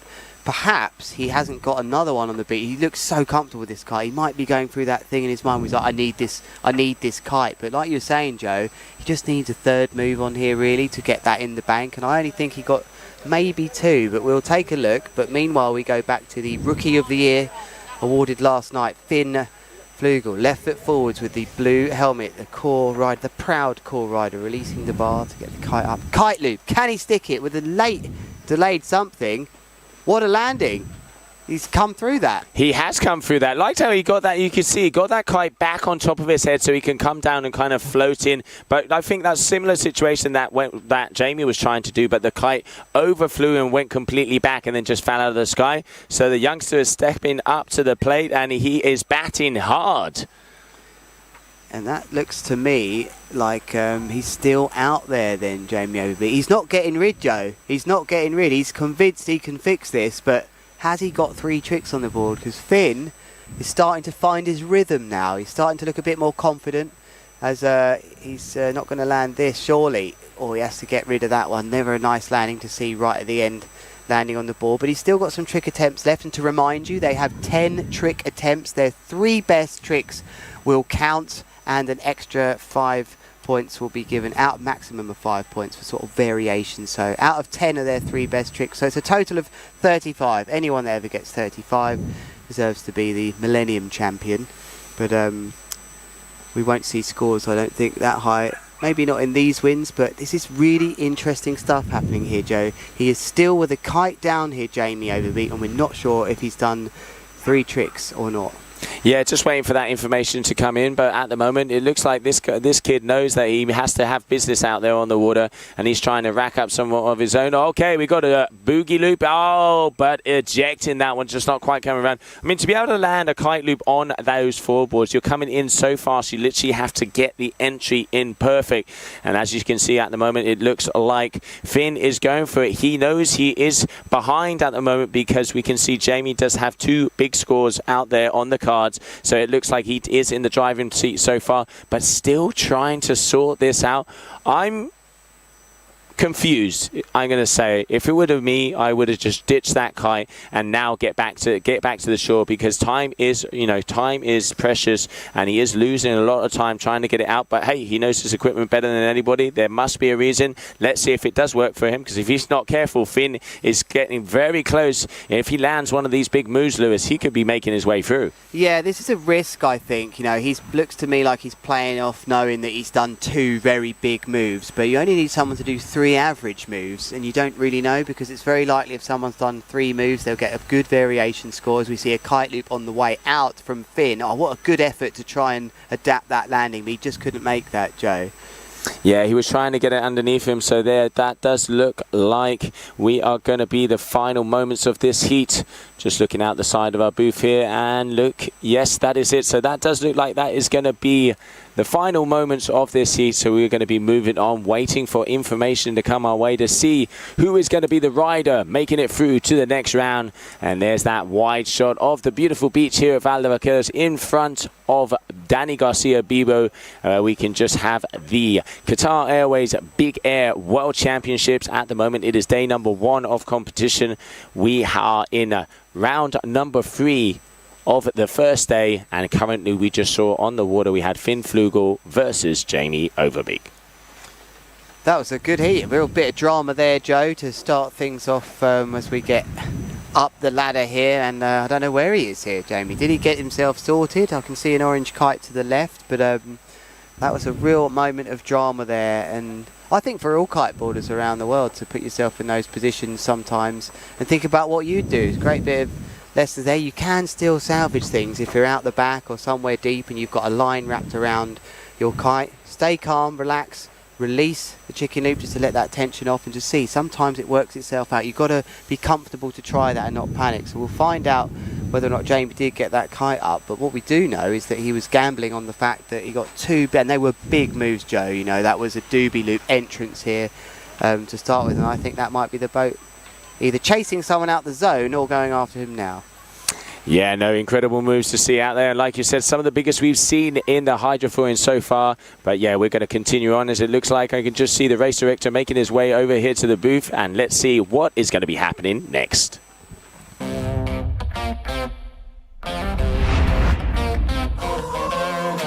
Eyes on me everywhere, but I still take the dare. My game is always fair. I will always be impossible to beat. I will explore the comfort more, 'cause I'm a boomerang, I'm a boomerang, I'm a boomerang, I'm a boomerang.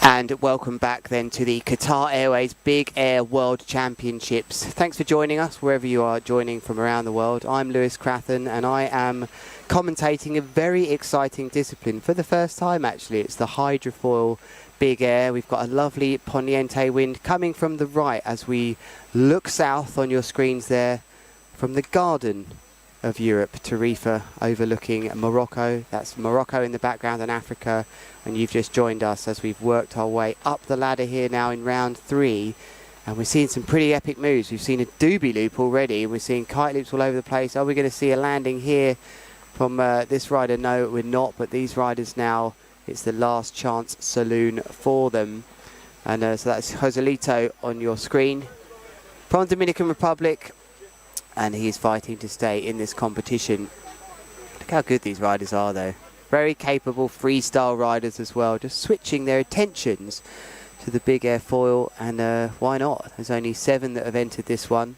I think there was 8 but one dropped out, but on your screens there is Joselito Del Rosario, and here with the white helmet, nice takeoff. It is a board off, nice and controlled. Oh, there's the magic landing we were talking about, and a kite loop on the inside for Joselito is not going to count, but the 4.6 G-force coming in from the Surfer app will be a bit of data that's useful to us. That really showed how hard he hit the water there. So the kite loops are the moves that are containing the most risk. They are going to score the best, but they're quite tricky here. We've got about 20 to 24 knots coming in. Sometimes it's dropping below that, so it's all about timing for these riders. And we've just caught this trick quite late, and he just couldn't stick that and ride through that. So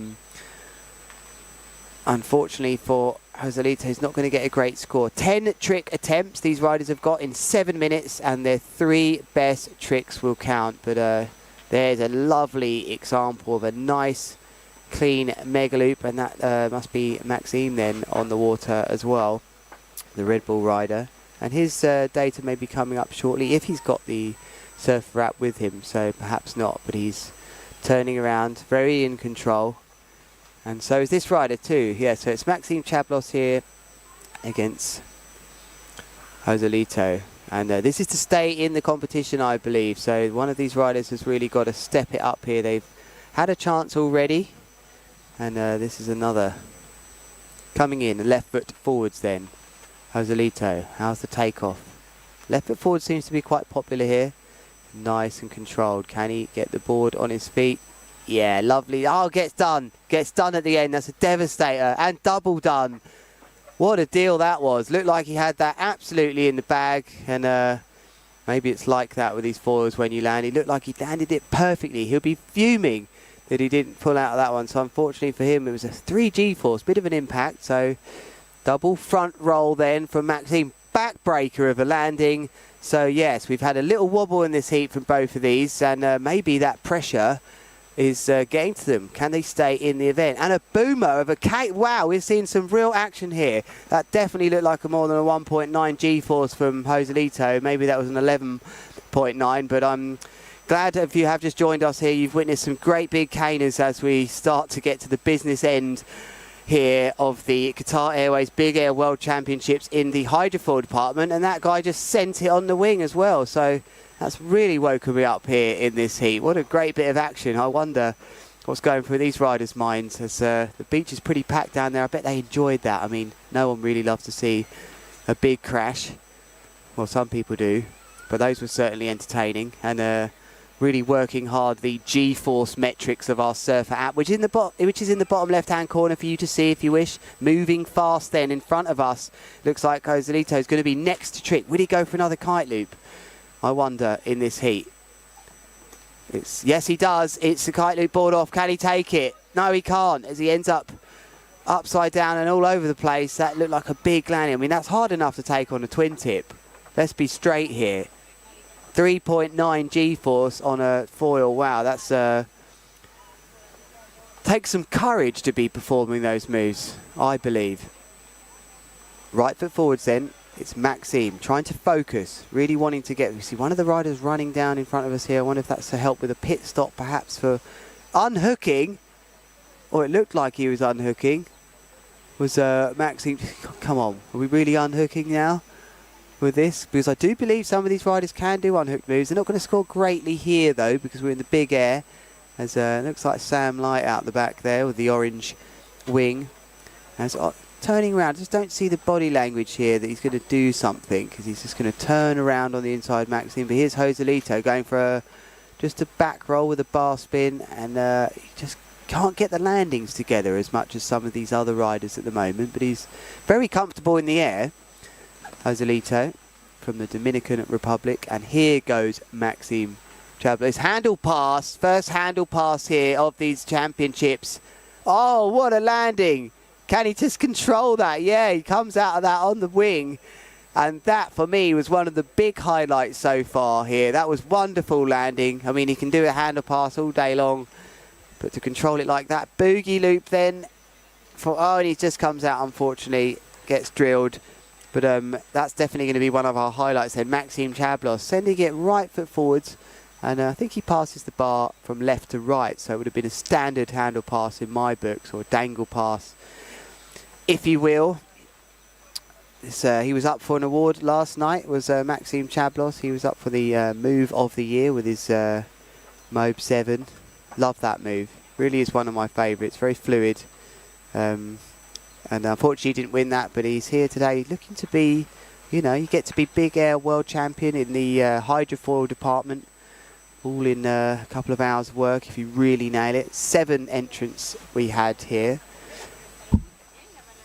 And Joselito's got his work cut out now as he turns around, comes back in, starts to get the power down, left foot forwards and a starboard tack riding towards us as we switch our attentions. Very nicely done by the director there. Board off, and Maxime just couldn't get the board in the right position, as that's a huge kite loop on the inside. He is absolutely sending it. Looking forward to seeing the G-force stats here. 3.4 and travelling 36 metres a second, I believe that stat is. So we're getting to see the speeds that the riders also go through the air with these metrics. Exciting heat, this one. It's got everything so far. See the nice big handle pass as well, Joe. He's just drops the board. Hopefully not on the photographer. But Maxime's really upped it here. Nice big handle pass, Joe. I think he's in control, and he's really pushed it here now to Joselito with it. That was a nice triple front roll though. Yeah, it's definitely looking like the conditions I just popped out there. Lewis went down to the beach to check out and see what was going on, and it is looking a lot windier. You can already see, you know, got about 23 to 25 knots even on some of the gusts, and at the moment the guys, looks like they're utilizing that zone right in front of the judge area. It's a little flatter, and you can see a lot of them jump in there, so the judges can even see the white in their eyes, but also it looks like there's even a little bit of a thermal twist like we saw there from Jamie, actually getting a lot higher, because we have seen some thermic activity out there on the water. But talk about thermic trying to spin around, trying for the kite loop board off there. Joselito de Rosario, these boys mean business. They don't have any worries about sending it with these kite loops. They're trying to land them like twin tips. Unbelievable. Right near the beach. It's they're really bringing us the action here, Joe. You know, and maybe you've seen this just for the first time and you're wondering, well, how are these riders levitating off the water? Well, they actually have almost up to a metre mast and wings underneath their feet, which is a very new thing in the sport of kiteboarding as well as sailing, and they're allowing us to levitate off the water, and we can get going in much less wind. It's much less drag on the board, and this is why we're here celebrating the big air in the hydrofoil department. Yeah, looking like we're going to be seeing a lot more action as we're coming into the final rounds of competition. Currently, we are on red flag, and next up, let's see who is going to be coming our way, because the wind is pushing and Tarifa is delivering.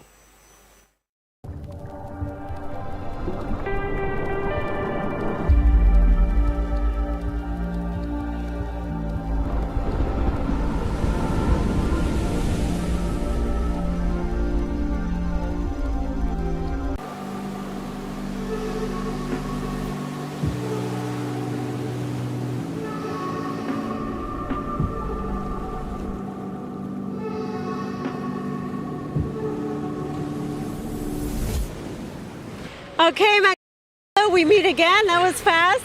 Have you seen a change in the conditions since the last round? Yeah, the wind dipped a little bit. It was a little less survival mode than the round before. So yeah, it was pretty fun. I think the wind will stay like this probably for the next round as well. So I'm gonna stick to my 10-meter bandit, and yeah, I even managed to do a big dangle pass, which I'm super stoked about. And yeah, on to the semis. Ready for the semis? Yeah, pretty much. Pretty scared of doing that again, to be honest, but I'll give it a shot. Go for it, Maxime. Good luck, and hopefully we'll see you through the next one. Thank you. Thanks a lot. Back to you guys.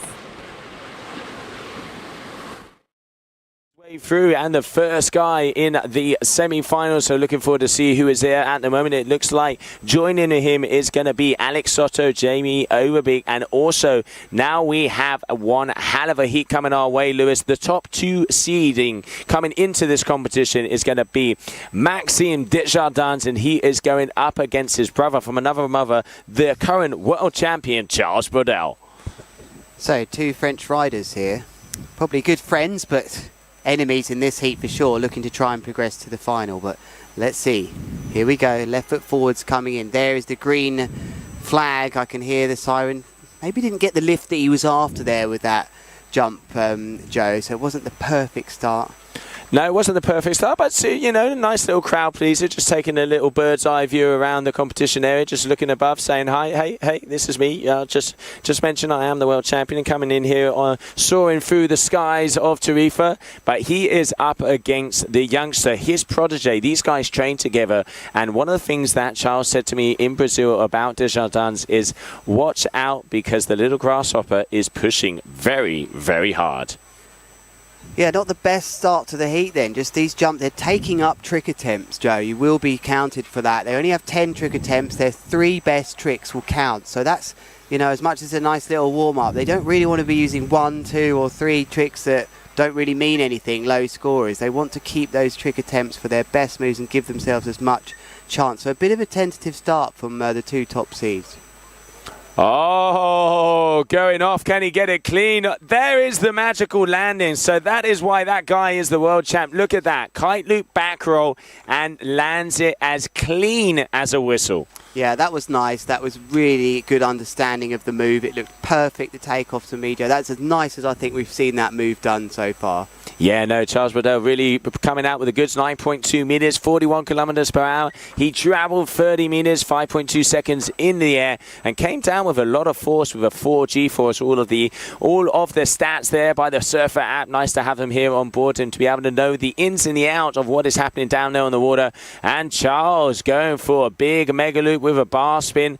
Clean landing once again. The world champ means business. Yeah, he's comfortable with kite loops, and I think that's important message he's sending out here, not just to the other competitor in the heat, but Overbeat will be on the beach thinking that this is going to be about who can perform all those manoeuvres at the best that's going to take this for me today. So he looks comfortable, and I don't think we've seen his best kite loops just yet, but so far to me he looks really okay. I wonder what size he's on, Joe, for that, but he's looking good so far as the current world champ. Yeah, but let's not forget Jamie Overbeek also did that doobie loop to start off his heat, and going for the back roll kite loop with a 1 foot. Bit of a body check, but not quite making it in. And now waiting to see, because still so far, Desjardins having a little bit of trouble starting off this heat. 7 minutes of action out there on the water. Top 3 moves count. We have that overall score, so it ain't over. You can, get 3 moves in the last minute and a half. All 10s get that perfect 30 score, and then obviously the judges give you the extra shackers and kudos. Perfect would be 35. We've already seen some very high scores, and a very nice head over heels boogie loop there from Charles Brodel. Yeah, he's got such good awareness of landing as well. Not only can he do the kite loop very well, I bet he's great on a twin tip too, but his landing so far has impressed me the most out of any of these hydrofoil riders. He looks the most natural to adapt and land. But looks like it was a boogie loop there as well. And unfortunately for Maxime, he just can't match the quality of the kite loop that we just saw. So he's up against it now. Yeah, because let's not forget what we're looking for here. It is going to be a spot in the semi-finals. This is the final quarterfinal, and who will win here will be making their way through and joining the rest of the riders there for the semi-finals of the Qatar Airways Big Air World Championships. Hydrofoil Big Air on the water at the moment, and a guy just suddenly appearing in the middle of our screen. He's going to be getting out of the way. Charles just turning around. It looks like Desjardins is powering up here. Are we going to be seeing a move here from him? What even was that, Joe? Sky must have sent one out the back there, but these guys have to stay focused, and that is a nice focused kite loop with the left hand. Just couldn't stick it, unfortunately, though. So Maxime is starting to feel the pressure. Our current world champion on your screens now is looking very good. That's a nice takeoff from Charles Brodel. Looked like a straight kite loop, extended the legs, but he's almost landing every time on the wing, Joe. He does look good at his landings. Yeah, really, really controlled. And like you say, the word out there at the moment, he is comfortable. And here Desjardins going for that boogie loop. Looks like he came in a bit, just oversteering the kite a little bit and just getting whipped up. He's having quite a trouble getting some moves out there on the water. Is it going to be enough? We're soon going to find out, because let's not forget, 7 minutes of action. They're about 3 minutes in. Who is going to be making their way through? Yeah, so far I think Charles is looking good here. He's just got to, get some composure. You still don't know what the other rider can do, but he's had a good heat so far. He'll be happy. The interesting thing for me here, Joe, is does he start really pushing it and perform some of his riskier moves, or does he just do enough to get through? Because the last thing you want to do is get injured. Yeah, let's not forget, whoever wins this heat is going to be going up against Maxime Chavelot, who we just saw him out on the water, who has already been making his way through quite a few amount of hits. And on your screen now, there we have Charles Brodel. Looks like he's powering up, coming towards the judges. What are we going to be seeing here from the F1 rider? And there he goes, and he's getting ready, lift off. I wonder if that was a contra loop, maybe. Just the way his body looked. They definitely went into a front roll, Joe, and just the way his hands were on the bar didn't look like the boogie to me. It was hard to see without the kite, but if it was a contra loop, he would be the first person bringing that into this hydrofoil division today. Yeah, I agree with you. It did look like the kite, the way his body span was rotating over the top of him and kind of going under, so we're going to have to see if that was a contra loop. But unfortunately, we do see that Maxime here is having big issues with the landing, so this is going to be costing him some severe points at the moment. He is definitely trailing behind current world champion Charles Brodel. Let's see what action is going to be happening, because as I said, Charles knows who he's up against, but it does look like he's going to have to get some more numbers on the scorecard if he wants to be given a chance to take out our current world champion. Yeah, he's rocked him completely, Joe, with those big, powerful moves. He looks so comfortable. And another thing of many things that interest me commentating this division is that they upwind so quickly. There's a nice big kite loop here, though. This is going to be nice for Maxime. He just can't take the landing again. But just going back to that, there's no time for these riders to get back upwind like we see in maybe the other disciplines, the twin tip, even strapless. They just automatically upwind because of the angles that these balls and wings that allow them to go at into the wind. So look here, it always seems to be in the same position. And if any of you have happened to get into the foiling world, you'll know that actually going downwind is the real skill. Going upwind in this one is actually easy. No, it is incredible to see the heights that they achieve and the speed. You know, sometimes they go almost double the speed of the knots that are out there on the wind, and how they keep that under control is beyond me. But hey, best of the best in the kiteboarding world are here down at Tarifa for our event. And there you have on your screens at the moment. Dear Jardins, come on, Maxime. I want to see some moves landed. Having a hard time out there so far. But I'm going to let's send this guy some love from the homes. Get off of your sofas, everybody. Get those vibes going. And once again, Lewis, it does, you know, run me through that. It does look like he's making the same mistake on every one of those loops. It almost seems like he's over looping it, so it's kind of going behind him and he's falling out of the sky.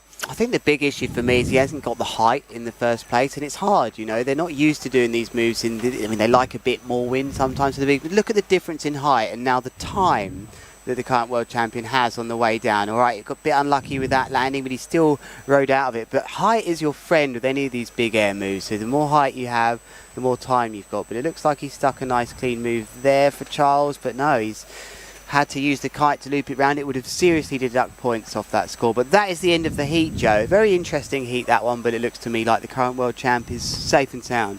It does look. We're still waiting for those official scores to come in, but I reckon he has definitely done enough to be able to make his way through. So we will confirm that, as it looks like he will be going through against Maxime Chaplot in the next heat. So coming up, we are going to be moving through to the semi-finals here, day number 1 of the Qatar Airways Big Air World Championship. Hydrofoil is the name of the game today. We are currently here on the beautiful south coast of Spain in front of Playa de Valdevaqueros, and there you can just see the vibes that we have down here in Tarifa.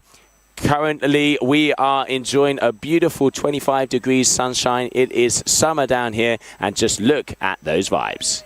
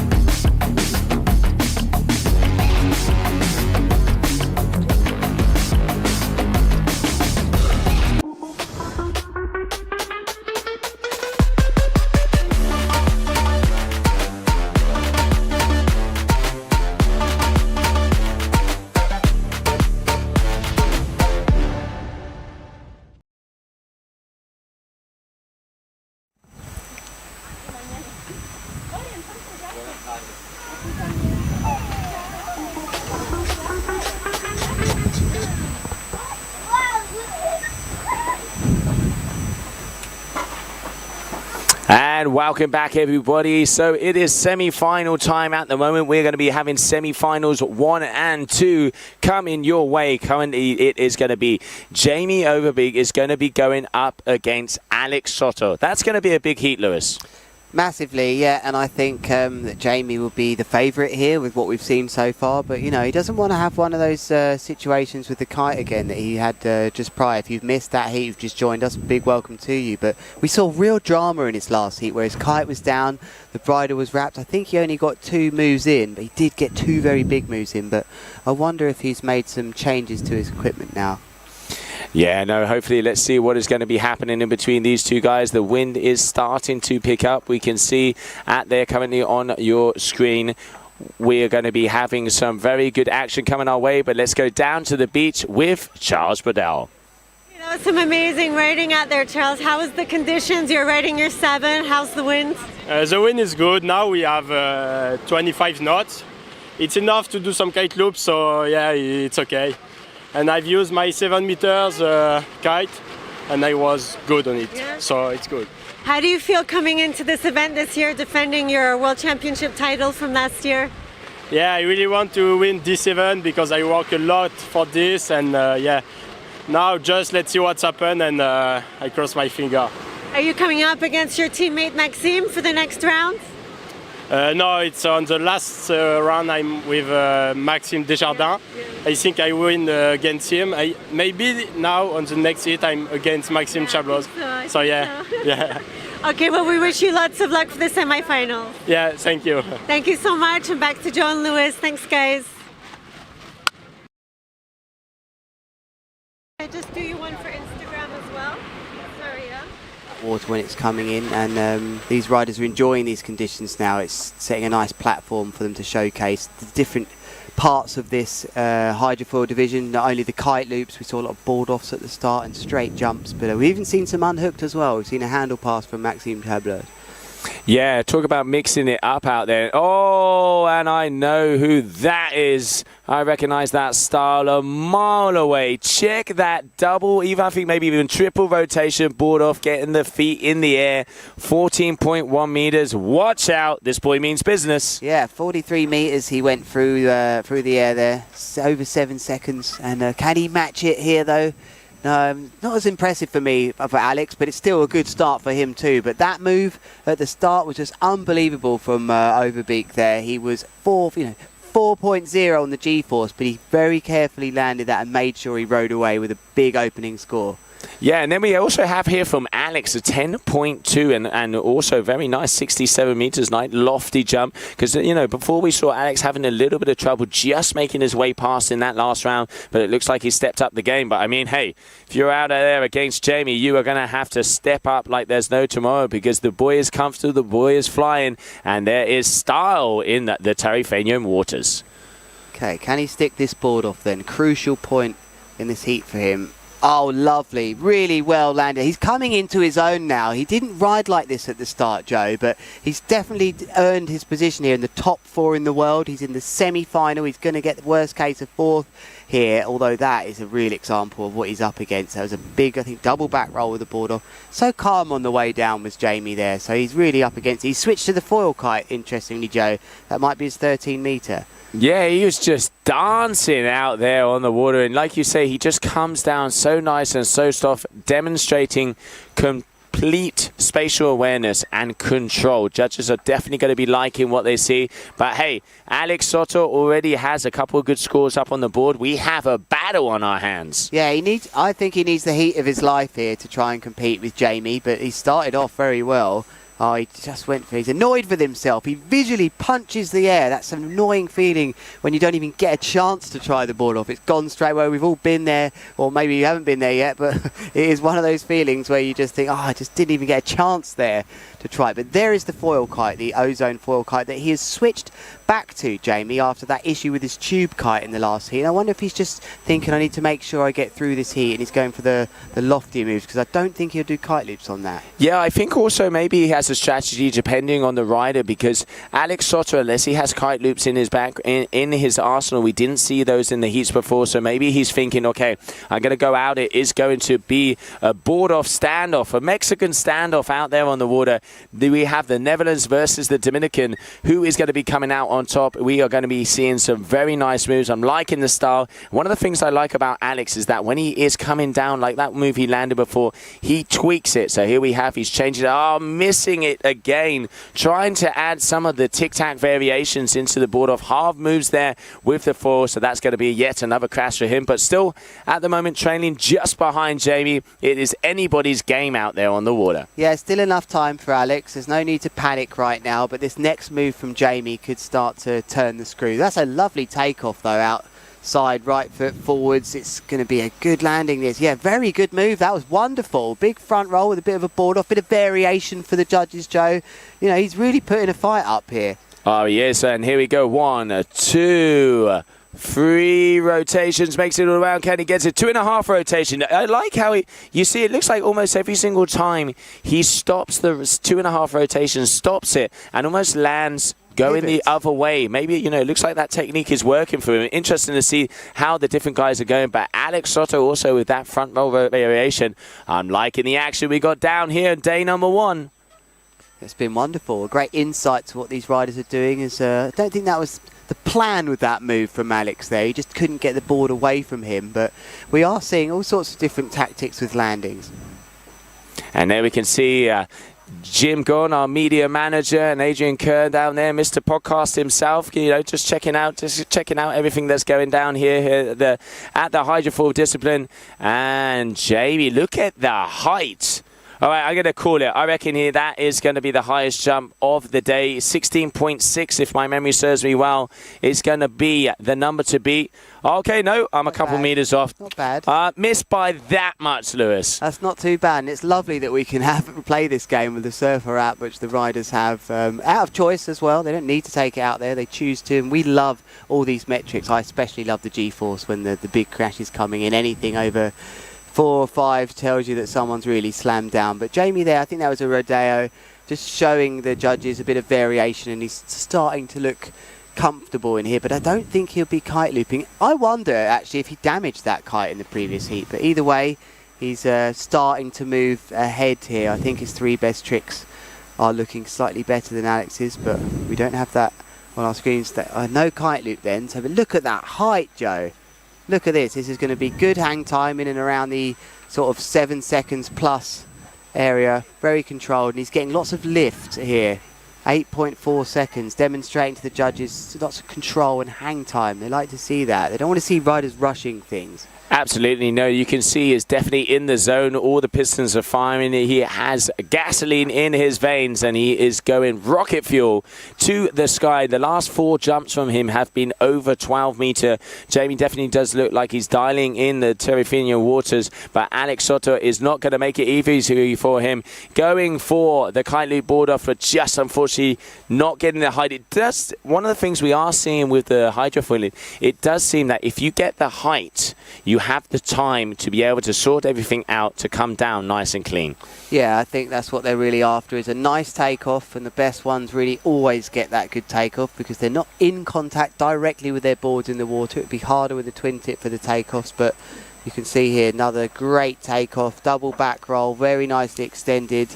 And let's see his landing here. Yes, just what you saw earlier, Joe, where he's almost pointing the toe side down first and then pivoting round. Sometimes that looks like a great decision to ride away. So I think it's going to be hard to catch now. Absolutely. I think that's a really good tactic, because what that would do, it was actually take away a lot of the speed coming in. And obviously, you know, when you're getting that fall into the water, if you can completely hit on the brakes, you're going to be able to come off with a landing. Looks like it's working for him so far, as he is in the lead. But let's not forget Alex Soto, the Dominican, El Tigrazo, out there on the water. But there we can see, there it is, the siren, meaning that is the end of that semi-final number 1. Coming up next, we are going to be seeing semi-final number 2, which is going to be in between Maxime Chablot and Charles Brodel. Great heat, that one, Joe. Enjoyed that one.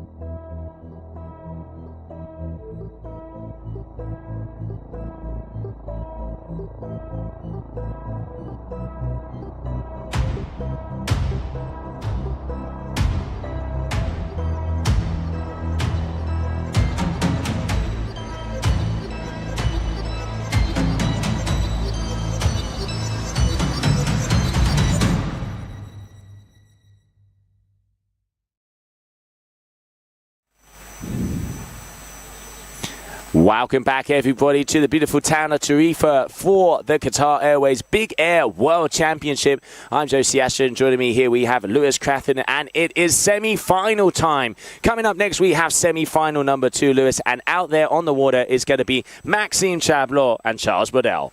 Yes, this is going to be a great heat. 2 world champions, perhaps in different sports. We got, he's into the skiing as well as Maxime, but Charles is our current world champion. Here's an overview of where we're at then. Just head over to the right-hand side of that, and you will see that we are currently over into the semi-finals, which wasn't quite filled in there, so we haven't got many heats left till the end of this thing. So if you have just joined us, wherever you have joined us from around the world, you're going to see some great action, the top end high quality action that is the hydrofoil big air discipline here at the Qatar Airways Big Air World Championships. Here we go then, Joe. So it is going to be Charles Brodel and Maxime Chablot. He's done that again. Do you remember the last heat he started off with that same move? Is that tactics? I wonder if the heat hasn't actually started just yet and he was just getting a feel.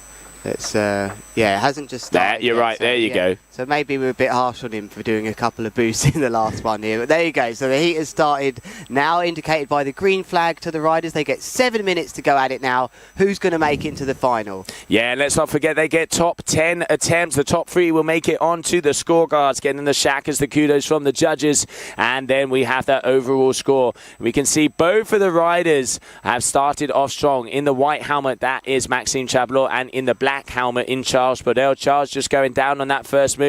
This is going to be an action-packed heat. Both of these guys riding for F1. Teammates on and off the water, friends off the water. But I tell you one thing, they are nothing but enemies when you're in the competition zone. Yeah, can he cause an upset then, Maxime Chablot? So this is his first ever hydrofoil event, I believe. It isn't. So he's starting to work his way into this big air as the Red Bull rider. So it wasn't the best start from Charles, a bit of a back-breaking slam at the start, but this looks controlled. Front roll, board off. Yeah, I think he's going to get scored there out of that. Not the best landing, but with these hydrofoils and wings underneath, it's that's pretty good. Yeah, I really like the way how he extends it. He's super old school. He really quality versus quantity, which is what we're always looking for. It ain't about doing 1,000 rotations spinning for win, but also it is about making the extension and everything, making it look nice, giving the crowd a show, really showing that you have that complete control, which I reckon is going to be the word of the day, because the guys that have the control out there on the water today do seem to be the riders that are making it all the way through to the finals. I just got a sneaky feeling there might be an upset here, Joe. Just the way Charles has started. He hasn't had the nicest, cleanest landings, had a few crashes. And what really that Maxime has, he has such experience as a competitor here. He will know exactly what to do and to structure his heat. It's a nice board off. He has done so many heats of freestyle kiteboarding. He'll be watching the other competitor in his head, have a clear picture about what he needs to do to win this. And there we can see Charles going for that double front rotation board off. And I agree with you, Lewis. It could be happening because at the moment, not the best start here for the world champ, but still 7 minutes of action on the water. Maxime already, and it looks like he is going to be coming into the beach. I think he was signaling there. I reckon we might have a gear change right now. Okay, well spotted, Joe. Yeah, his hand is up. There it is. Is that Fabio there? He's coming down to have a discussion. Let's rate this one out of 10 then. Wow, that's a 10. Oh, that is a 10 out of 10 on the old pit crew there. Thank you, boys. You have earned your bacon, as they would say today. Maxime going for multiple rotation, but coming down a little bit hard. So, yeah, equipment change there for Charles. Will that mark the difference? Was it Charles? Was it Charles that had that equipment change? Okay, yeah, he wasn't comfortable, was he, at the start there? And he's got to go through the shore break. I think that was a 9.9. What would have made that a 10 change for me would have been an ice cold drink just thrown in your face. Oh, yes. We could, it would be good. We could have one of our Aguilar beers, our partner here for this event, to just, crack open a cold one and it's like, there you go, boys. Have a little sip and get back out there on the water. But very good demonstration of how a good kite team can help you. So he hasn't felt comfortable in his equipment. Meanwhile, though, that looks like a nice one there from Maxime. Double front rotation comes down. Can he save it? Big body check, Charles. Yeah, he's good to be able to keep that one together. Did that look like a boogaloo? We just caught the end of that, maybe. Sure, but whatever it was, he was happy. He punched the air a bit, and that should be him. This is a tough heat for him. He's got a lot of pressure on him. He's a world champion going into this. A couple of heats time, he might find himself a double world champion. Otherwise, he's probably going to be unhappy with anything else being the current champion. But look at that body language to me now, Joe. He looks much more confident. He's riding fast. This could be a big move, this, Joe. Oh, he's coming in like a freight train, coming like a bat out of hell. Charles Brodel goes up. Boogie leap over the top, extends nice vertical, comes down, gets the landing. Ladies and gentlemen, a big round of applause. Charles Brodel. Yeah, what I like about this, Joe, is it wasn't working and he changed it. He didn't just stay out there. You know, he's made a conscious decision to go into kite loops here, as we see Maxime with very controlled. That's nice, and you know, look at the height here. We only had a 6.8 before from Charles, but that was 9.5 from Maxime. But Charles is finding the rhythm. He visually is saying, yes, I'm happy. Yeah, and you can see him get in there. A kite loop board off there from the Frenchman, so starting to rack it up. And body language says it all. Completely agree with you there, Lewis. You can just see him. He is now in the zone. He's got that, you know, got that chest puffed out. He's pushing forward. He's in the zone. Maxime is going to have to work it out. So going for a very nice boogie loop there on that one. Good work from the current world champ. Yeah, he feels like he can do that move higher. He's got to be careful that he doesn't lose out on variation points for that, Joe, doing the same thing. And also, what's surely coming very soon and up his sleeve for Maxime will be the handle pass. Only he can do that in this fleet, so that will come soon. Right foot forwards. Maxime's going to have to put that in. I think he needs a kite loop and that, and then it's going to be close.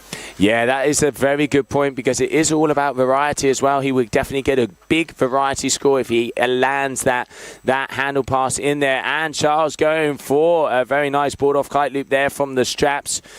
Interesting, because we have the board offs from Maxime. We've got the kite loop aspect there from Charles Brodel. There is action out of the water. Semi-final number 2. Who's going to be making it through to the winners' final? Just over 3 minutes left, Lewis. Yeah, this is getting really exciting, and I'm just waiting for this handle pass. I know it's coming. There it is.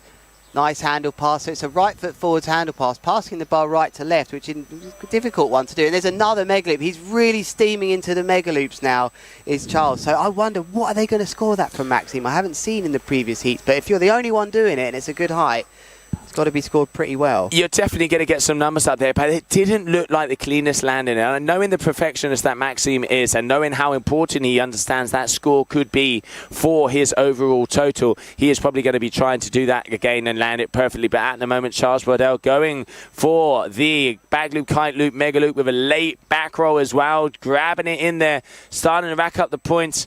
Body language, Lewis, his chest is out. This boy means business. Maxime, also you can see, just looking for that perfect bit of chop to be able to take off, as I reckon he is going to be repeating that handle pass. Let's see if he suddenly flies out. Okay, no, goes up. Just going for the simple tail grab there.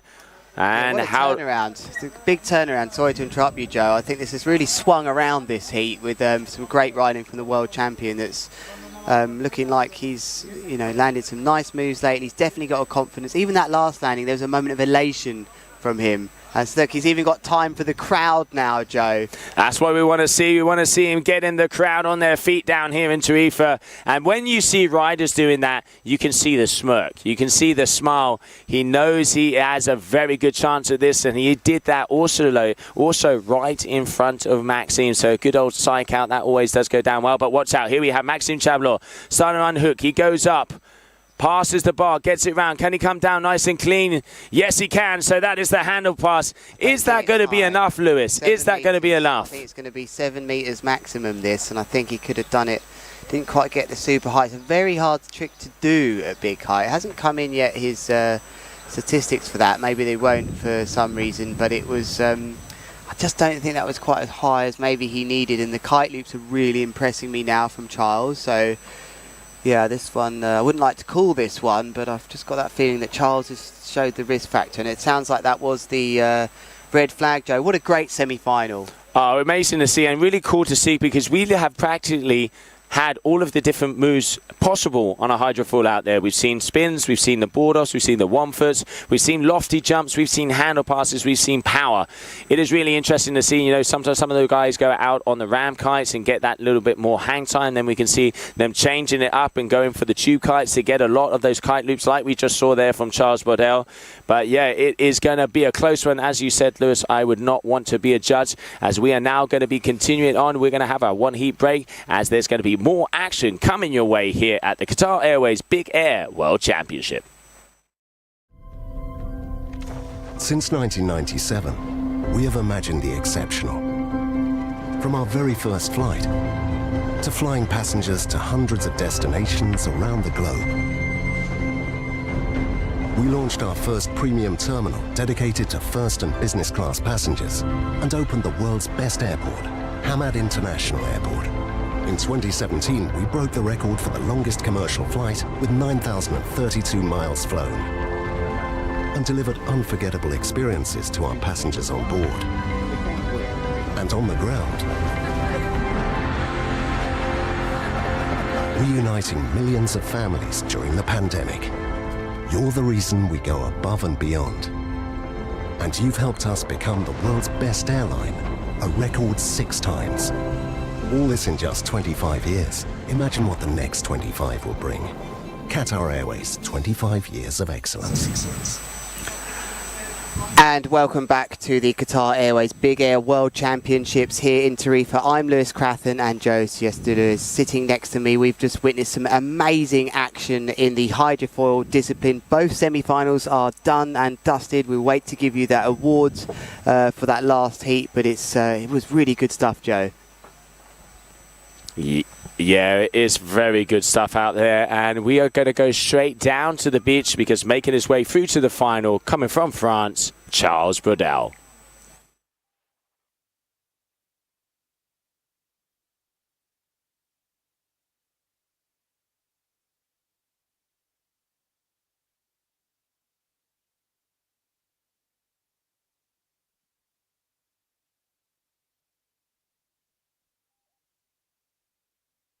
But we can talk about what we've just seen there, Joe, which was a really wonderful piece of riding from him to come back into that. He didn't look comfortable at the start, but he changed his equipment.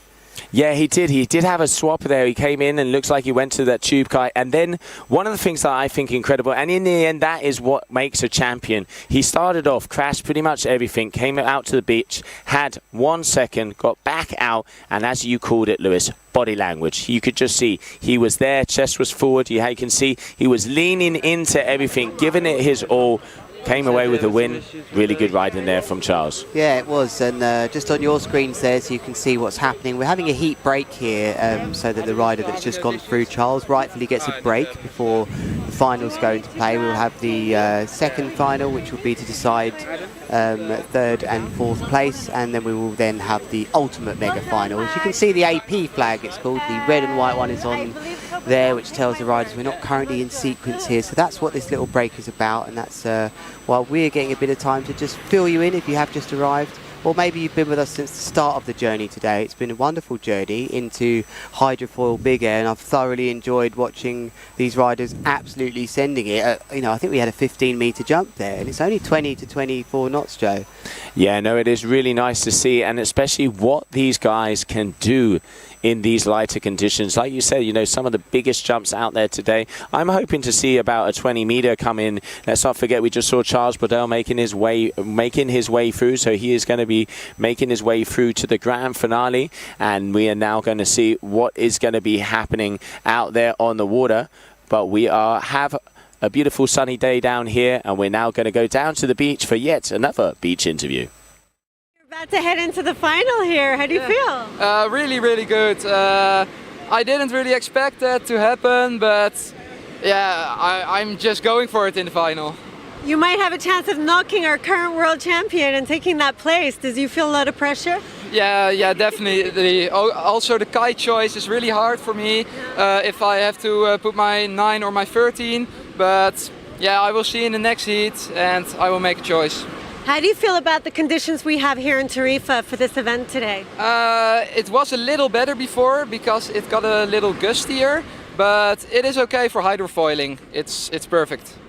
Well, good luck out there, and we can't wait to see you guys after the final. Yeah. Thanks a lot. All right, back to John Lewis. Thank you, Jamie. Good luck. Thank you, Gemma, and that was wonderful to hear those words from Jamie there, because just you can actually see it right now. There he is with his white He-Man-like helmet on the beach. He's got his 13 up at the moment, which is a black foil kite. It's the orange kite there, which looks like some sort of prototype. That is his kite loop, mega loop kite that he switched to, or he used in one of the heats already. He did ditch it in the water and it nearly cost him a big devy, but he managed to come through it. So that's the decision that the riders are having to make now, whether to go super big hang time, Joe, or to switch and go kite loops. I think he'll swap. Yeah, I definitely reckon we might see another swap out there again, because it did seem to work for him that first time. But hey, you know, they're pretty much the two best riders out there today, and really good to see them making it all the way through to the final, because they are the two riders that have had the most control, that have made the crowd get to their feet, and have been the most fluid. So, because sometimes you see a rider that absolutely kills it at the beginning, but then suddenly kind of drops off and, makes a mistake and doesn't make it all the way through. But yeah, really happy to see that the two best guys out there on the water today are all the way in our grand finale. And you have to ask yourself what these riders are thinking and what's going through their heads, and it's a big moment, because this next heat is going to define or maybe change your life. You could be a world champion after this. I have been in that position. I've been in a heat which I know how it feels, can just have that last amazing heat. It's big moments for these young men out there now. One of them obviously is a world champion right now, and the other one's thinking, I could really do this, So this moment, this time on the beach with either your crew around you, the people that you love and know make you feel good, you spend it wisely, build yourself up mentally, or perhaps you might just want to be on your own and think about this. But this is a major moment in the lives of both of these two riders, and I'm glad you're with us here and have joined in to watch this final taking place very shortly. Yeah, no, it is really good to see everybody out here. The action that we have had here with the Hydrofoil of the Qatar Airways Big Air World Championships. We have more action coming your way throughout the days to come. Waiting period. We still have the twin tips and the strapless riders to come out. More than 60 riders from more than 30 nations. It is so good to see so many talented riders down here on the south coast of Spain in my hometown of Tarifa, and I can not wait to see the action.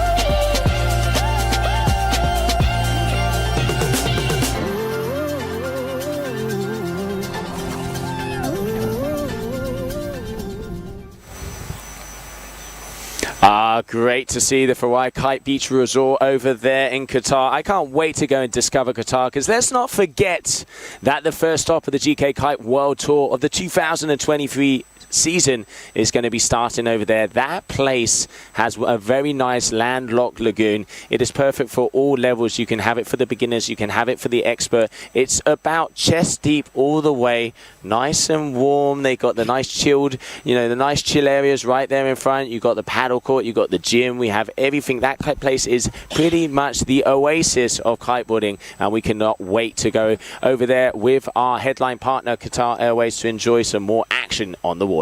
Yeah, and there's such an excitement around this event now with this new partnership with them. We've had the awards last night where it was really cool, Joe. We had even the cabin crew, the official cabin crew that came all the way from Doha to be there and was standing up on stage with us, and it's just so professional, and it's just such an exciting time for kiteboarding to have a huge partnership like this just be announced here. And it's I think all the riders that are part of this just really know and are aware of the opportunity for them, like we have such a promising lineup of events. It's all happening, and it's exactly what we needed in kiteboarding. Yeah, and let's not forget also at this event we have the Visit Qatar GKA Kite Expo, where all of the brands have come down to Tarifa to showcase some of their new products. We've had, product launches, world premieres down there. We've also had all of the riders. We've had, the three of the Red Bull King of the Air Kings coming down there, Mark Jacobs, Nick Jacobson, and Jesse Richmond, because let's not forget, more than 2 decades of kiteboarders here. The best of the best in the big air game have made it all the way down to Tarifa. And then also really interesting, we've had some nature talks, talking about the ecosystems that we have here, talking about some of the migration paths that we have here in Tarifa with the Torridejo to make sure that, we respect the nature, because in the end, what we want to happen down here at the GK Kite World Tour is we want to leave every location we have an event exactly how we arrived on it. Welcome everybody to the Visit Qatar GKA Kite Expo, where you can see everybody is starting to get ready behind me as we're going to have tests. We have the best riders giving clinics, and then also we're going to be showcasing some of the new product launches from all of the brands.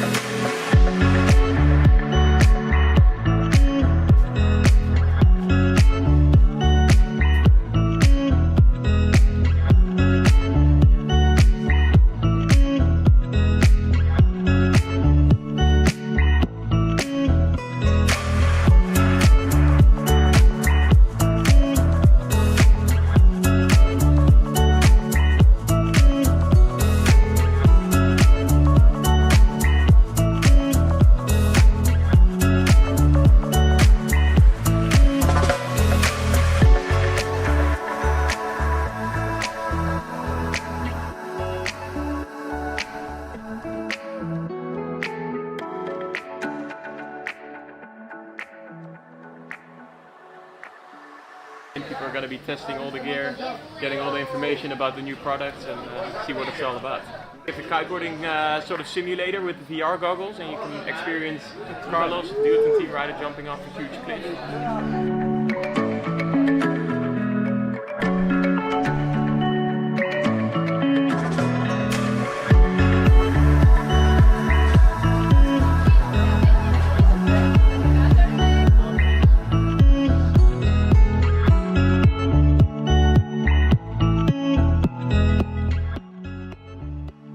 It is day one here at the moment of the Qatar Airways Big Air World Championship. The best of the best riders have made their way down here to Tarifa, getting registered, getting signed up for that contest.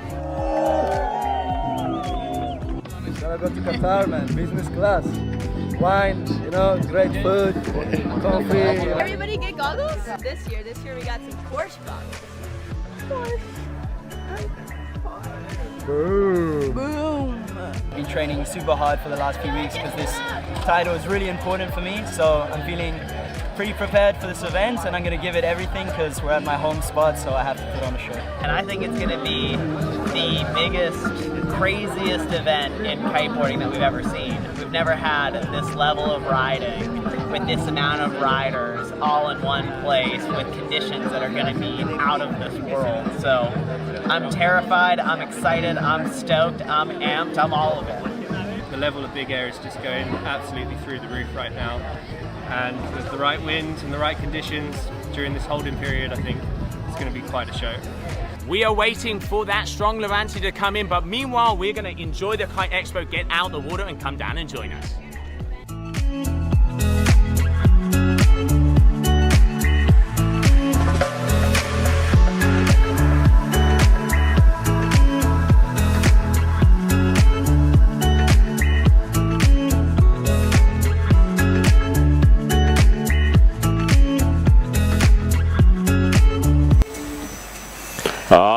And straight back into the action, ladies and gentlemen, senores y senoritas. It is final time out there on the water.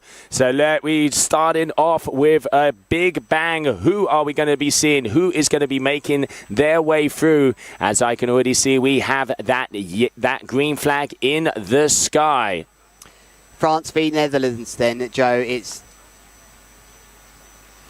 And there we can see Alex Soto is going up against Maxime Chablot. So this is the losers final coming up there on the water. And then we're going to be making our way through to that grand finale. So up for grabs at the moment out there is 3rd and 4th position. Yeah, a place on the podium. So it's a big deal. So sorry we're doing it this way round. It will actually be Switzerland versus the Dominican Republic here. So a place on the podium is at stake, and that's a big deal. It's nice to stand on the podium. One of these riders will get to be on the Big Air World Championships here at Qatar Airways Podium. So who's it going to be? I think Maxim's going to be hard to beat here, but he really did put it together nicely, did Alex, as he continued through this event. Not a great example there, but you know, what do you think, Joe? Who do you think is going to take this third position? It's definitely going to be close because both of these guys have been concentrating more on the board-off manoeuvres. So here we can see Alex going. We're trying the tic-tac, but just not quite getting the grab back on that board. They are, you know, both of them are doing board-off manoeuvres. So very similar styles. I really, you know, we saw Alex starting off, had some very nice moves. And then Maxime, he does have that ace up his sleeve. He has got that handle pass manoeuvre. You can see him here riding switch stance as well. Maxime, a very all-rounder, talented guy. Alex Soto, so good to see him back in action, you know, coming back on tour. I mean, he used to compete back in our days. What a very talented young athlete. And now we're going to see, but, you know, third and fourth place up for grabs. It's going to be anybody's money. And at the moment, no moves landed from both of these riders, but a very nice double front roll lofty from Maxime. That's going to be a good score. It is, and it's just nice to see how different it is, the way the lift works, where you get up with a foil there. You just hang, really was up vertically, came down in a straight line. That's probably the dream sort of jump in this wind on the foil. Very controlled, and he'll be happy to move on to his tricks. But boosting out of the frame, absolutely huge board off then from Alex. Wow, that was clean. No, yes, he can. I thought he was going to go down there, Joe, but that was a big move. I can't wait to see how high that was. Only 9.1, it looked a bit high, but 90 metres he went across the water there. That is an important statistic from our surfer app. He really travelled distance, and the judges like to see that too. They do. It is nice to just, you know, see them soaring across the Tarifeño skies that we have here at the beautiful location of Playa de Valvaqueros. And really, like you say, judges really liking to get those statistics up. Nice and lofty, controlled. We've said it all the way through the stream today. The guys that look controlled out there seem to be the ones. And Maxime throwing in the handle pass early. Oh, this boy means business. That's unusual to see him landing that one. 4.4 G-force on that one, so came down a bit of the bundle. And we've got the kite loop board off. Big caning. Oh, a bit of a caner, but I reckon he's going to get some scores for that one. Add him for the variety. He's happy with that. This is a battle out there on the water. Maxime looking over his shoulder just there. Yeah, 5.2 on the G-force that was, Joe. That was an absolute bomb. We're seeing some real bombs here. I wonder, Alex must be able to do a handle pass. He comes from that freestyle background. I just wonder if he might be tempted to try one here, but it's only been Maxime so far. But we saw some big impacts on them last jumps. Now he's just bashing his helmet to get it repositioned here is Maxime. So he likes to start his moves in this position. He's just going to turn around now. There he is, pulling on the right hand side of the bar. He's getting his harness in place as well here. So here he comes, turning around on the inside. This is his classic little warm up for his trick. We're going to see both these riders trick very close to each other, I think, here. Yeah, Maxime, you could see taking out the old chicken loop so he can unhook one more time. So here he has, goes off. Good amount of height on this one. Has the control. Now the question is, can he get the good landing? Comes down in a bundle. Does he work his way out of that? That is a big body check. Had the height, 12.6, so he was up there, but he is definitely going to get big deductions for that landing. Still, it looks like Maxime knows that this could be a move that can make the difference, but Alex Soto is not backing down, going for double rotation, board off, and a very clean landing there, even though he did stay still a little bit. Yeah, he seems to be like a different man with these landings now. He's really got to grips with the conditions, says Alex. He's starting to get very smooth, and he's having a good heat so far. So I think Maxime might go for that handle pass again. He's interesting this. So Alex has managed to snake him and get round in front of him here with a nice quick turn. So it'll be attention back to is this Alex on our screens? So here we can see Maxime there. Yeah, it's a little hard to see in the sunlight there, but Maxime Chablot from Switzerland just making his way back. I reckon it's pretty even playing fields because even though Maxime has done that handle pass, the landings haven't been so good. And let's not forget, top 3 maneuvers out of 10 trick attempts, top 3 count, and you have that overall score. And at the moment, we're just nice. It looks like we've got a nice little bit of a wave coming our way down here in Tarifa. Yeah, there's a few waves coming in. This is going to be a big G-force, I think, when that comes in, perhaps from Alex. Unhooking then, out the back, right foot forwards. Can he stick this one, Maxime? It's all about this landing here, and it looks good. to me, Joe. Yeah, a lot of upper body strength there to really control that surge at the end. He's unhooked physically from the kite there to perform that move and pass the control bar behind his back. Only one doing that at this event here, Joe, and I think he's going to get rewarded with a big score. He definitely is going to get rewarded for that one because it was a very nice landing as well. So now that he has that trick in the books, I reckon he's going to try and rack up and try and equal some of the board offs we've seen from Soto so far. Soto from the Dominican here, front and center on your screen. Very nice and stylish rider, but still it is going to be close up on the scores. We're waiting for some numbers to come in. But hey, let's not forget, this is a loser's final out there. Okay, going for the front loop with a 1 foot. I reckon he didn't plan on doing that 1 foot. Yeah, his foot looked like it come out the strap a little bit. Just to remind you, we do have the main final coming up shortly. And interestingly, I saw the 9 metre being launched of Jamie Overbeek. So he might be going kite loops. But just checking the watch there as the experienced competitor that he is, Maxime, with a nice board off varial there.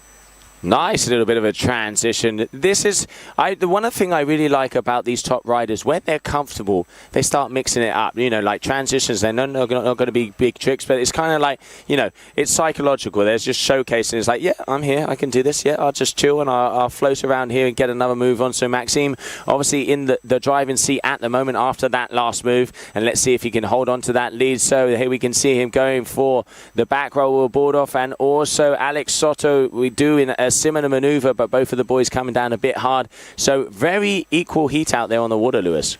Yeah, I think so, Joe. I think that's your bang on there. I think that handle pass is going to be in his favour. But just by the way he's riding around here, Maxime, he's eager to get some more. He knows it's not clear who's in front, so he's just coming around, turning around on the inside, heading out now towards Africa, to Morocco. Right foot forwards on a starboard. He's looking for somewhere to take off. Didn't get the best takeoff there though, did he, Joe? And that will count as one of his trick attempts. So that was annoying for him. Yeah, it is, because let's not forget 10 trick attempts. So the guys have to pick and choose intelligently. At the moment, I reckon, you know, they're probably up about 7 trick attempts each. And I can hear the buzzer. So that is going to be the end of the mini final or losers final down here at the Qatar Airways Big Air World Championship. Who is going to be 3rd and 4th position? We will soon find out. But coming up next, we have the Grand Finale, La Grand Finale, here on the beautiful location of Tarifa, which is going to be in between Charles Brodel getting himself out there on the water, our current world champion, and he is going to be going up against none less and none least than Jamie Overbeek. Responde con total libertad. Crees en el amor para toda la vida. ¿Cuáles son tus puntos fuertes y los débiles? ¿Qué es el arte? Defínete en una frase. ¿Cómo describirías el color dorado? ¿Estás pensando en darle un giro a tu vida? Si vas a darle una vuelta a todo, decide tú la dirección. Si fueras un animal, ¿cuál serías? And welcome back, everybody, to the Qatar Airways Big Air World Championship. Good morning, good afternoon, or good evening, depending on what part of the globe you are tuning in to watch this incredible competition we've got here today on the south coast of Spain. Let's have a little look at the journey for the top 2 riders coming in the final, as we are going to see Jamie Overbeek and Charles Brodel making their way. Charles, as he was seeded number 1, he had a bye at the beginning, so he has only had to go up against Desjardins, but that meant he had to go up against the seeded number 2 in the competition, and also considered his younger brother. They are brothers from another mother, good friends out on the water, but it was a battle out there. Charles managed to get past the youngster, and then he moved his way forward. He was up against Maxime Chablot, and Charles didn't start that heat quite as in control as we usually see him, but came in, changed the kite, was ready to rumble, stuck out his chest, looped it into contention, and made his way to the grand final. Yeah, that was an interesting journey through, and quite strange actually that he had to go against heat number 2. We're going to the beach, I believe. We've got somebody from that last heat. We're going to cut straight down and go to the beach. An awesome small final here from Maxime and from Alex. That means, Maxime, you're going to be taking 3rd place here at this event. Alex Soto into 4th place. Alex, how was that heat next to Maxime? I feel great. It's an honor for me to competing against the legend, one of the legends on the Hydrofoil, bigger. And I did my best. Probably I have to manage my timing during the heat a bit better, but I did. You went for a gear change, yeah, in the last minute. I go for the highest tricks, and I run without time. I did my best, and I'm proud of what I did. We're so happy to have you here. He deserved it. It was an amazing run. Max, how was it out there? You went for your handle pass. Were you happy with your heat? Yeah, I'm really happy. First heat today was super difficult, super strong wind, gusty. And then now the wind just dipped a bit, could take my 12 meter, which I love, on a hydrofoil. And yeah, it took me a few tries to land the handle pass. I was going really high in the beginning. Yeah, it looks scary, huh? yeah, but I was just going full on. The last heat of the day, like perfect, super happy, third place. Amazing stuff. Congratulations, guys. Let's go and enjoy the final. Thanks a lot. Thanks. Go.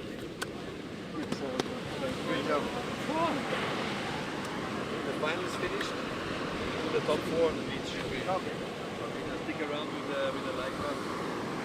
Currently on your screen, that is Jamie Overbeek. Let's see. He has that an unbranded kite, that prototype. Let's see if this is going to make the difference. Going to starting off with the boogie loop. Can he land this one?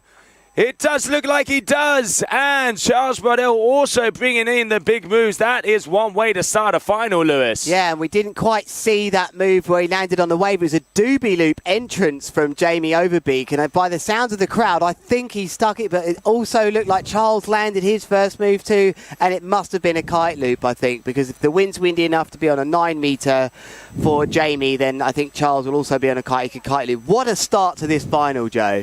This is what we want to see. I mean, the boys, their pistons are firing. We have rocket fuel in their veins, and currently coming out like a freight train. Here we have the Frenchman Charles Brodel aiming up to go for his second maneuver. Come on, finals are here. Let's go, let's go, let's go. Didn't quite get what I think he was after there, though, Joe. I think he was after something bigger than that. It ended up just being a slow front roll. It was quite high, which is nice, but I don't think it will be in his top 3 moves. But meanwhile, here's Jamie Overbeek on that orange 9 meter. And again, he doesn't get the move that he was after. Yeah, kind of replicate it. I wonder why they're doing that.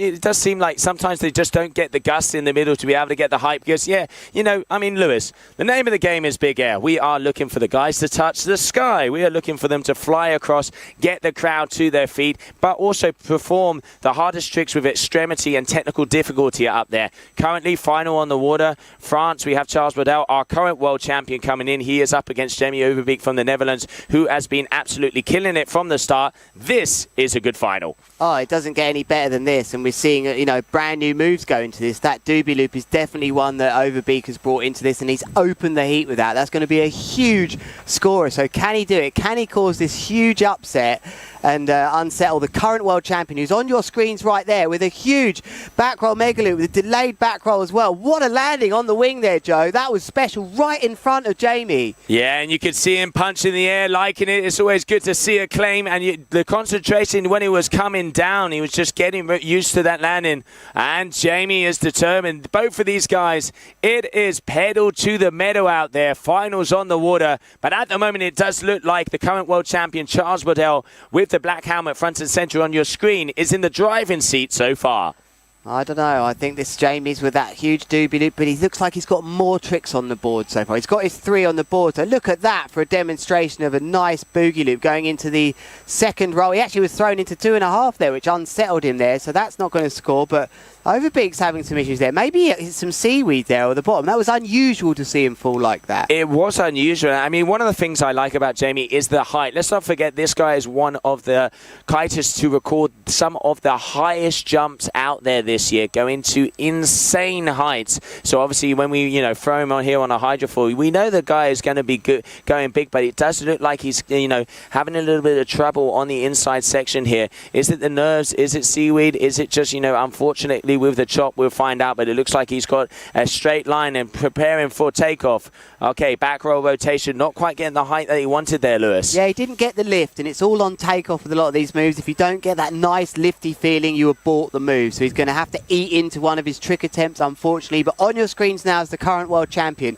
Nice takeoff. Again, just pulling that bar in, you could see he wanted more lift. So a lot of these trick attempts, which they'll get 10, are being used up with just simple jumps at the moment by no other means, and they just didn't feel it was the right time. 3 of their best trick attempts will count, scored out of 10 each out of 30 in the end, and then a 5-point extra for variation that the judges will decide. There is that orange 9-meter kite, Joe. What's he got for us? I don't know, but he definitely has a good amount of speed. Let's see, because he's starting to rack up. Okay, goes for the kite loop with a back roll, late back roll, not quite getting the yank that we've used to seeing from him, because he did start off big with that boogie loop. Still, scores on the cards. Let's not forget, you've got to get those numbers up there if you want to be making your way through. But here, Charles Brodel also, I reckon it's a bit gusty on the inside, because it seems like both of these riders are having that same issue, Lewis. Yeah, I wonder if he's trying to line up the doobie loop just to match it, because he's seen it already done by Jamie, and the best guys can match the other riders and show the judges that they can do those moves as well. But it's an interesting stage of this final now, Joe. They're starting to get to the midway stage, starting to think, what is it I've got to do next? But here is Jamie Overbeek, and I believe it's his first big air final. And it's a nice takeoff, this. Big kite loop with the delayed back roll. This is going to be up into around the 14 meters, I believe. What a landing. That's clean, Joe. Yeah, that's definitely put him back into contention, because he was dragging it a bit. And let's not forget, they need 3 moves. And I reckon both of these riders now have 3 moves on the card. Big boogie loop with a very nice controlled landing there also for Charles. So both of these guys are answering back. The gloves are off, and it's knuckles out there, Lewis. Yeah, and this might be one of those cases, Joe, where it really comes down to this variation score. They're matching each other trick for trick, and this extra variation score is, I think, Jamie with that doobie loop being a move that only he's done might be in his favour. Here we go. That's a boogie loop from him to demonstrate to the judges he can do that move too. That would have been an unbelievable landing, Joe. I can see you smiling. He really tried to hold that. He was holding on with everything, just missing it by the skin of his teeth, because that would have been a very nice move. Charles Brodel here is going to be using the opportunity as it goes down to try and go for something big. Both of these guys are going for those big maneuvers. Finals here, finals day number 1 of the Qatar Airways Big Air World Championship. And at the moment, it does look like the upper hand is for your current world champion of the Hydrofoil, Charles Brodel for France. But the Dutchman, Jamie Overbeek, is going to be giving him a run for his money. So there we have it. Goes up kite loop with a back roll and a late back roll in there as well. He is in control. Fists are in the air. Watch out, Charles Brodel. Yeah, I think that for me, that move, he's done better than Jamie. He's had a bit more power into the move and out of the move. But still the move in my mind is that huge doobie loop that's opening this heat for Jamie that I think is keeping in it. But you can see left foot forward, he's really trying with the boogie loop here multiple times. I think he thinks he can get a better one every time here. I wonder if he throws another one in here. Maybe it's time for more variation with a simple board off. Oh, it's a mega loop. Maybe that was a contra. I think that was a contra. His left hand was on the bar, Joe. Good sign of someone competitive thinking, how can I get into that variation score? Yeah, absolutely. For some of the first times we started to see contra loops in the hydrofoil world, obviously mimicking a lot of the things that are happening out there on the twin tip. And I mean, Lewis, doobie loops on the hydrofoil? This is just nuts. I can't believe what I'm seeing, Joe. And what's that? I wonder if his foot come out there. Don't know. Yeah, it didn't look like he was committed into that one. And he's angry about it, Jamie. And I wonder if he's thinking to himself, so that is the end of the final, Joe. I did hear the horn there. And that's someone out the back with a back roll. Yeah, that is it. So that was action on the water. What an amazing final. We have seen spins, we have seen turns, and we're going to be right back because we are going to be finding out who is going to be the winner here of the Qatar Airways Big Air World Championship Hydrofoil discipline.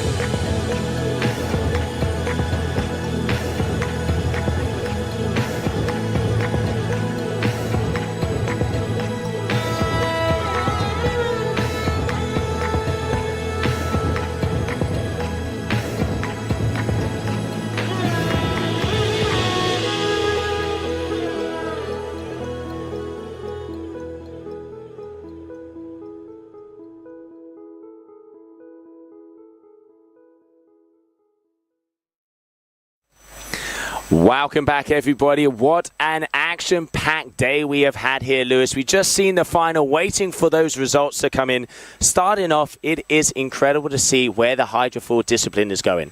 Totally, Joe. This has been really special. We've got a Poniente here, which isn't known for its extreme big air conditions, but with these wings now and this Hydrofoil discipline, we've just seen the most amazing moves, and what a showcase for this discipline. It is. I mean, we've already seen moves. I think the highest jump of the day was from Jamie Obeek, and he was at 16.6 meters. And let's not forget, that's probably on about 20 to 22 knots. Yeah, this is the sort of heights that are really respectable on a twin tip in 30 knots plus. So what these riders have shown us is that this discipline is so versatile to do this, to make it the first day of competition. It's been, for me, wonderful to watch this discipline.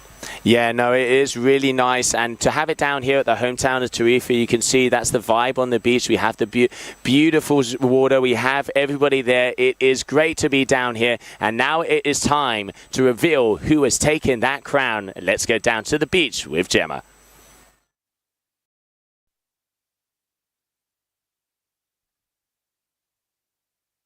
We'll come back to her very shortly, because we do want to bring you that interview on the beach, but we can still have a chat about what we've just seen. Joe, who do you think's got that? Oh, it's going to be close. It is definitely going to be close, because let's not forget, I reckon Jamie had the biggest move with that doobie loop. That was very nice to start off, but I don't think he managed to get the backup scores. Charles, I think, had a more consistent and, overall heat, but, in the end, it is the top three moves and then that overall score. If I had to put money on it right now, I reckon we are going to have a 2-times world champion on our hands. It's so tough, Joe. It really is a tough one, but I think we now are ready to go back to Gemma on the beach.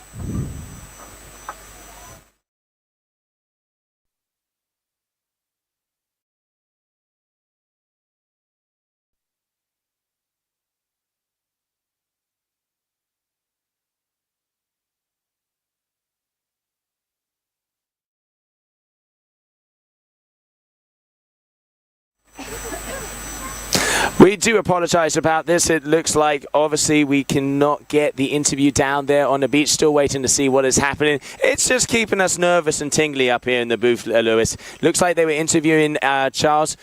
He did look happy, but I'm not sure if he looked too happy, so I'm not going to call it. I'm not going to call it. Yeah, I don't think they've said. I mean, the suspense is killing me, Joe. I mean, like we were just talking about that heat, the biggest move for me was that doobie loop by Jamie, but he just didn't look like he knew he'd done enough to make that clear. It's the current world champion that you've got to upset. It's got to be clear that you've done that. And I think the current world champion had a good, solid heat. He found his rhythm. He looked to me like he was aware of what his big scoring tricks were, and he went about trying to upgrade them with his other trick attempts. So still, I wouldn't like to say, but I mean, maybe just slightly in his favour. Yeah, I mean, Lewis, you have a big air background. If you correct me if you're wrong, I think you won the first big air mega loop down there in Cape Town. Was that 2014? 2012, that one was, a long time ago. Yeah, that was the first of the Mega Loop events. It was the Lenton Red Bull Mega Loop down there, and shared the podium with Gianni Aragno and your fellow countryman, and also Sam Light. That was a special year for me, yeah. That's Three Musketeers, if I've ever heard them. I mean, it must be really nice for you also, Lewis, to see where Big Air is going. Because like you said, you were one of the first guys to be doing the doobie loop. So that's that double front rotation with a kite loop, and that the second rotation is kind of synchronized with the yank, so you can get that verticality. Seeing it on a hydrofoil, and that is, what, a year and a half after it's kind of appeared? It's just amazing, Joe. I mean, 1 minute you think that the Big Air is exploding in 4 or 5 directions, and then you turn back around again and it's gone into 5 new directions as well. What with the use of these hydrofoils, I'm just so stoked for all of these guys and girls which are putting all this effort in to really go about using different equipment and doing some of the tricks that we know already, and they're combining so many disciplines of the sport into one thing. It's a very special time for Big Air right now. It is, and we are very proud to be able to have that event down here, because let's not forget we've had a big waiting period, so it's about just over 2 weeks to be able to make sure that we have the best conditions. We have just finished the Hydrofoil discipline today, day number 1 of the competition. Looking like Tuesday we can see some Levante win. That is that easterly. Let's talk a little bit about the Levante here, Lewis. Levante is cross offshore wind. It normally happens when there are high pressures around here, and it is one that can blow. It's known for about 50 knots, and we're soon going to find out if that is going to be coming our way. Tuesday's looking good, and then for next weekend it's also looking even stronger. So I reckon we're going to be having some very good, very big and very windy competition days here in Tarifa. Yeah, just talking about that Levante wind, Joe, I mean, it is a very special wind, very strong. Since 1997, we have imagined the exceptional. From our very first flight, to flying passengers to hundreds of destinations around the globe. We launched our first premium terminal dedicated to first and business class passengers and opened the world's best airport, Hamad International Airport. In 2017, we broke the record for the longest commercial flight with 9,032 miles flown and delivered unforgettable experiences to our passengers on board and on the ground. Reuniting millions of families during the pandemic. You're the reason we go above and beyond. And you've helped us become the world's best airline, a record 6 times. All this in just 25 years. Imagine what the next 25 will bring. Qatar Airways, 25 years of excellence.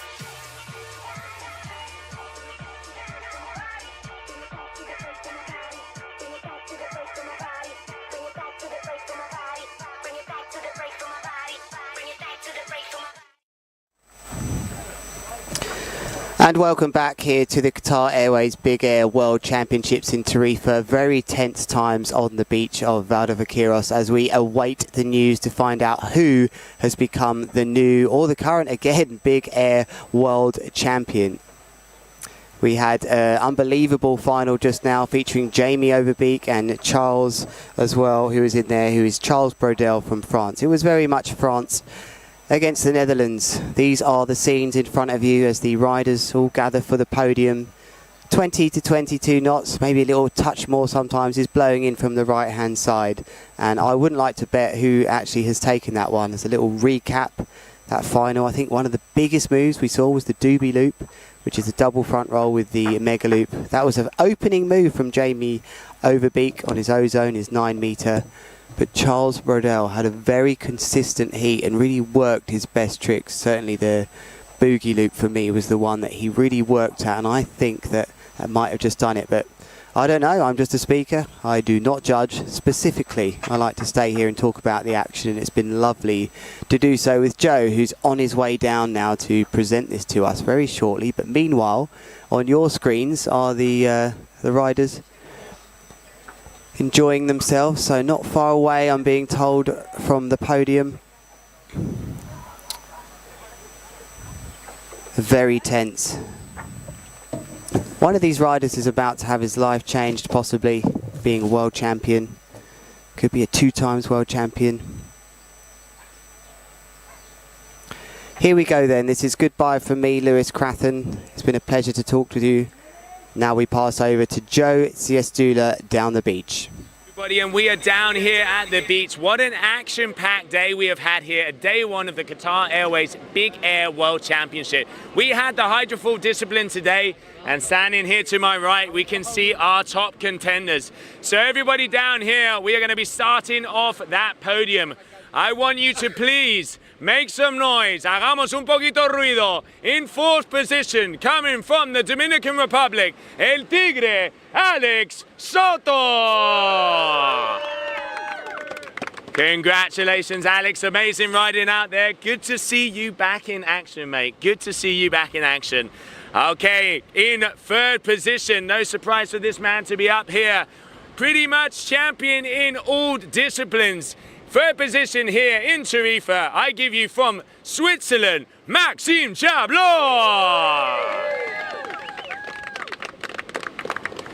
Now the battle for 2nd and 1st position was a very, very close battle out there. Incredible to see. We had seen the highest jumps of the competition out there, coming all the way from the Netherlands. I give you your runner-up 2nd position here in Tarifa, Jamie Overby.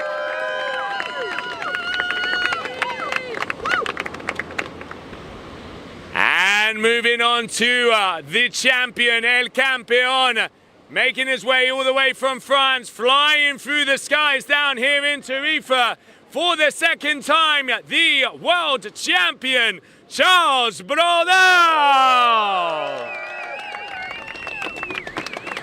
Congratulations, Charles. I'm going to get in here, Charles. I'm going to squeeze in between you two guys. Charles, congratulations. Amazing work out there. 2 times world champion. Incroyable, as they would say down there in France. How are you feeling? I feel so good because I work a lot on my foil, and every day I push the limit on airstyle and big air. And now win the world champion on airstyle and also big air is just amazing. It must be really nice to be up against all of these riders, because it is incredible to see where you are taking the sport. I mean, we've seen doobie loops over here on the right, we've seen handle passes, we've seen flare, and we've seen some of the nicest landings out there. And to be able to perform that in pretty much 20 to 22 knots, you guys were hitting 18-meter high jumps. It's incredible to see where the sport is going.